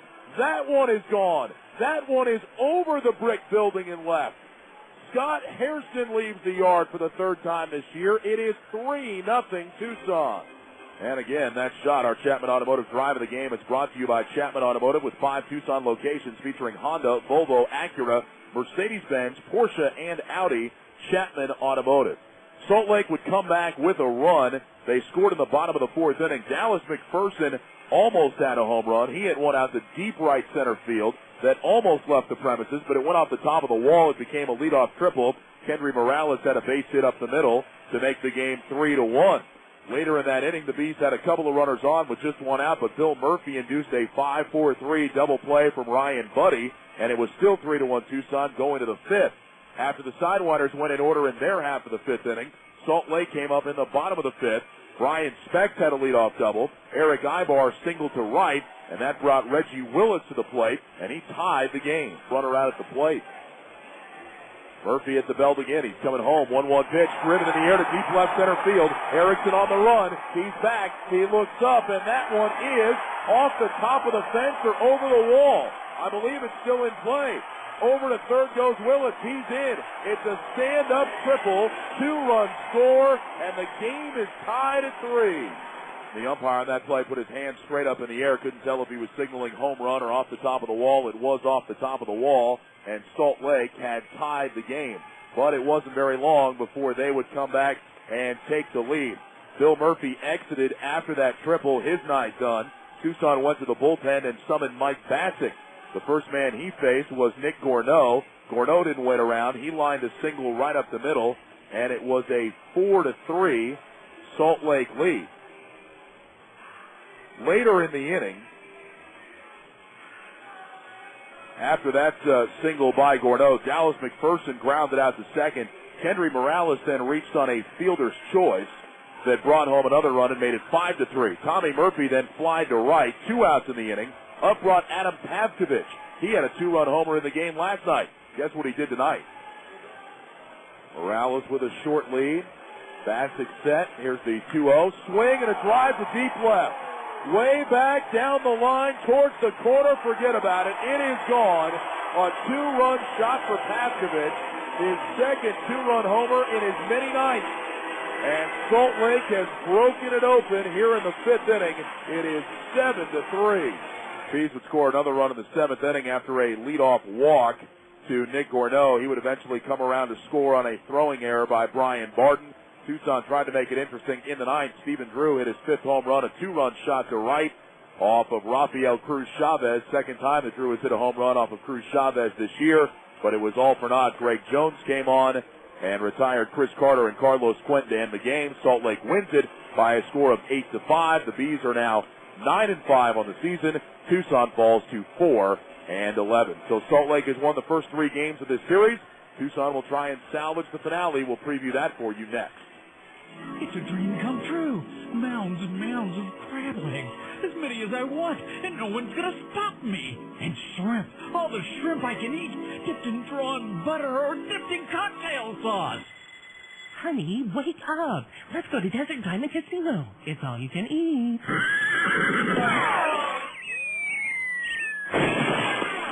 Honey, that's the window. Monday night dinner will never be the same when you make it the Desert Diamond I-19 Seafood Spectacular. Honey, where to put my shoes? It's all you can eat, so eat all you can. But you might want to save room for the desserts. Did you move my car keys? There's fish specialties, roast beef, vegetables, dessert, and seafood. Lots and lots of seafood. I can't find them anywhere. And it's only on Monday nights from 4 to 9 p.m. And here's the kicker. It's only $12.85 per person. So join us Mondays in the buffet only at Desert Diamond Casino I-19. Honey, we could have taken my car. An enterprise of the Donna Automation. You're hearing Sidewinders baseball action on Cool 1450. Back here at Franklin Covey Field in Salt Lake City, where the Bees win tonight by a score of 8-5. Final game of this 4-game series is coming up tomorrow. 5:30 Tucson time, first pitch. And the Sidewinders will have the lefty Neil Musser working. Musser is 0-1 with an ERA of 6.14. He'll go up against lefty Joe Saunders for Salt Lake. Saunders is 1-1 with an ERA of 6.46. Again, that's at 5:30 Tucson time tomorrow afternoon. We'll be on the air at 5:25. Once again, final totals tonight. Salt Lake 8 runs on 10 hits, no errors. They left 6. Tucson 5 runs on 10 hits, 2 errors. They left 9. Buchek, the winner, he's 2-0. Murphy, the loss, 0-2. Greg Jones, his second save. 2-hour and 54-minute ball game. 4,088 were on hand to see it. So the Sidewinders need a win tomorrow to salvage the final game of this series. That's what they had to do at Tucson and got the job done. We'll see if they can do it tomorrow night here at Franklin Covey Field. Until then, for Devin Louder back in our Cool 1450 studios, this is Ryan Radke saying thanks very much for listening and inviting you to join us tomorrow. Until then, good night from Salt Lake City.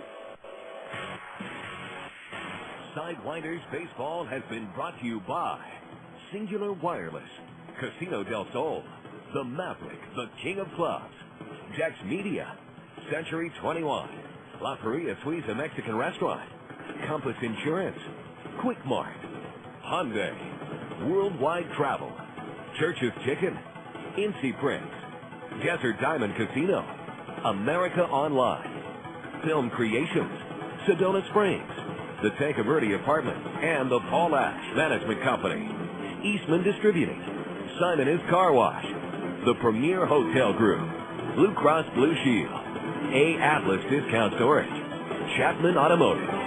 Listen to every Sidewinders game, home and away this season, on your home for Sidewinders Baseball. Cool 1450. Good times, great oldies. Cool 1450.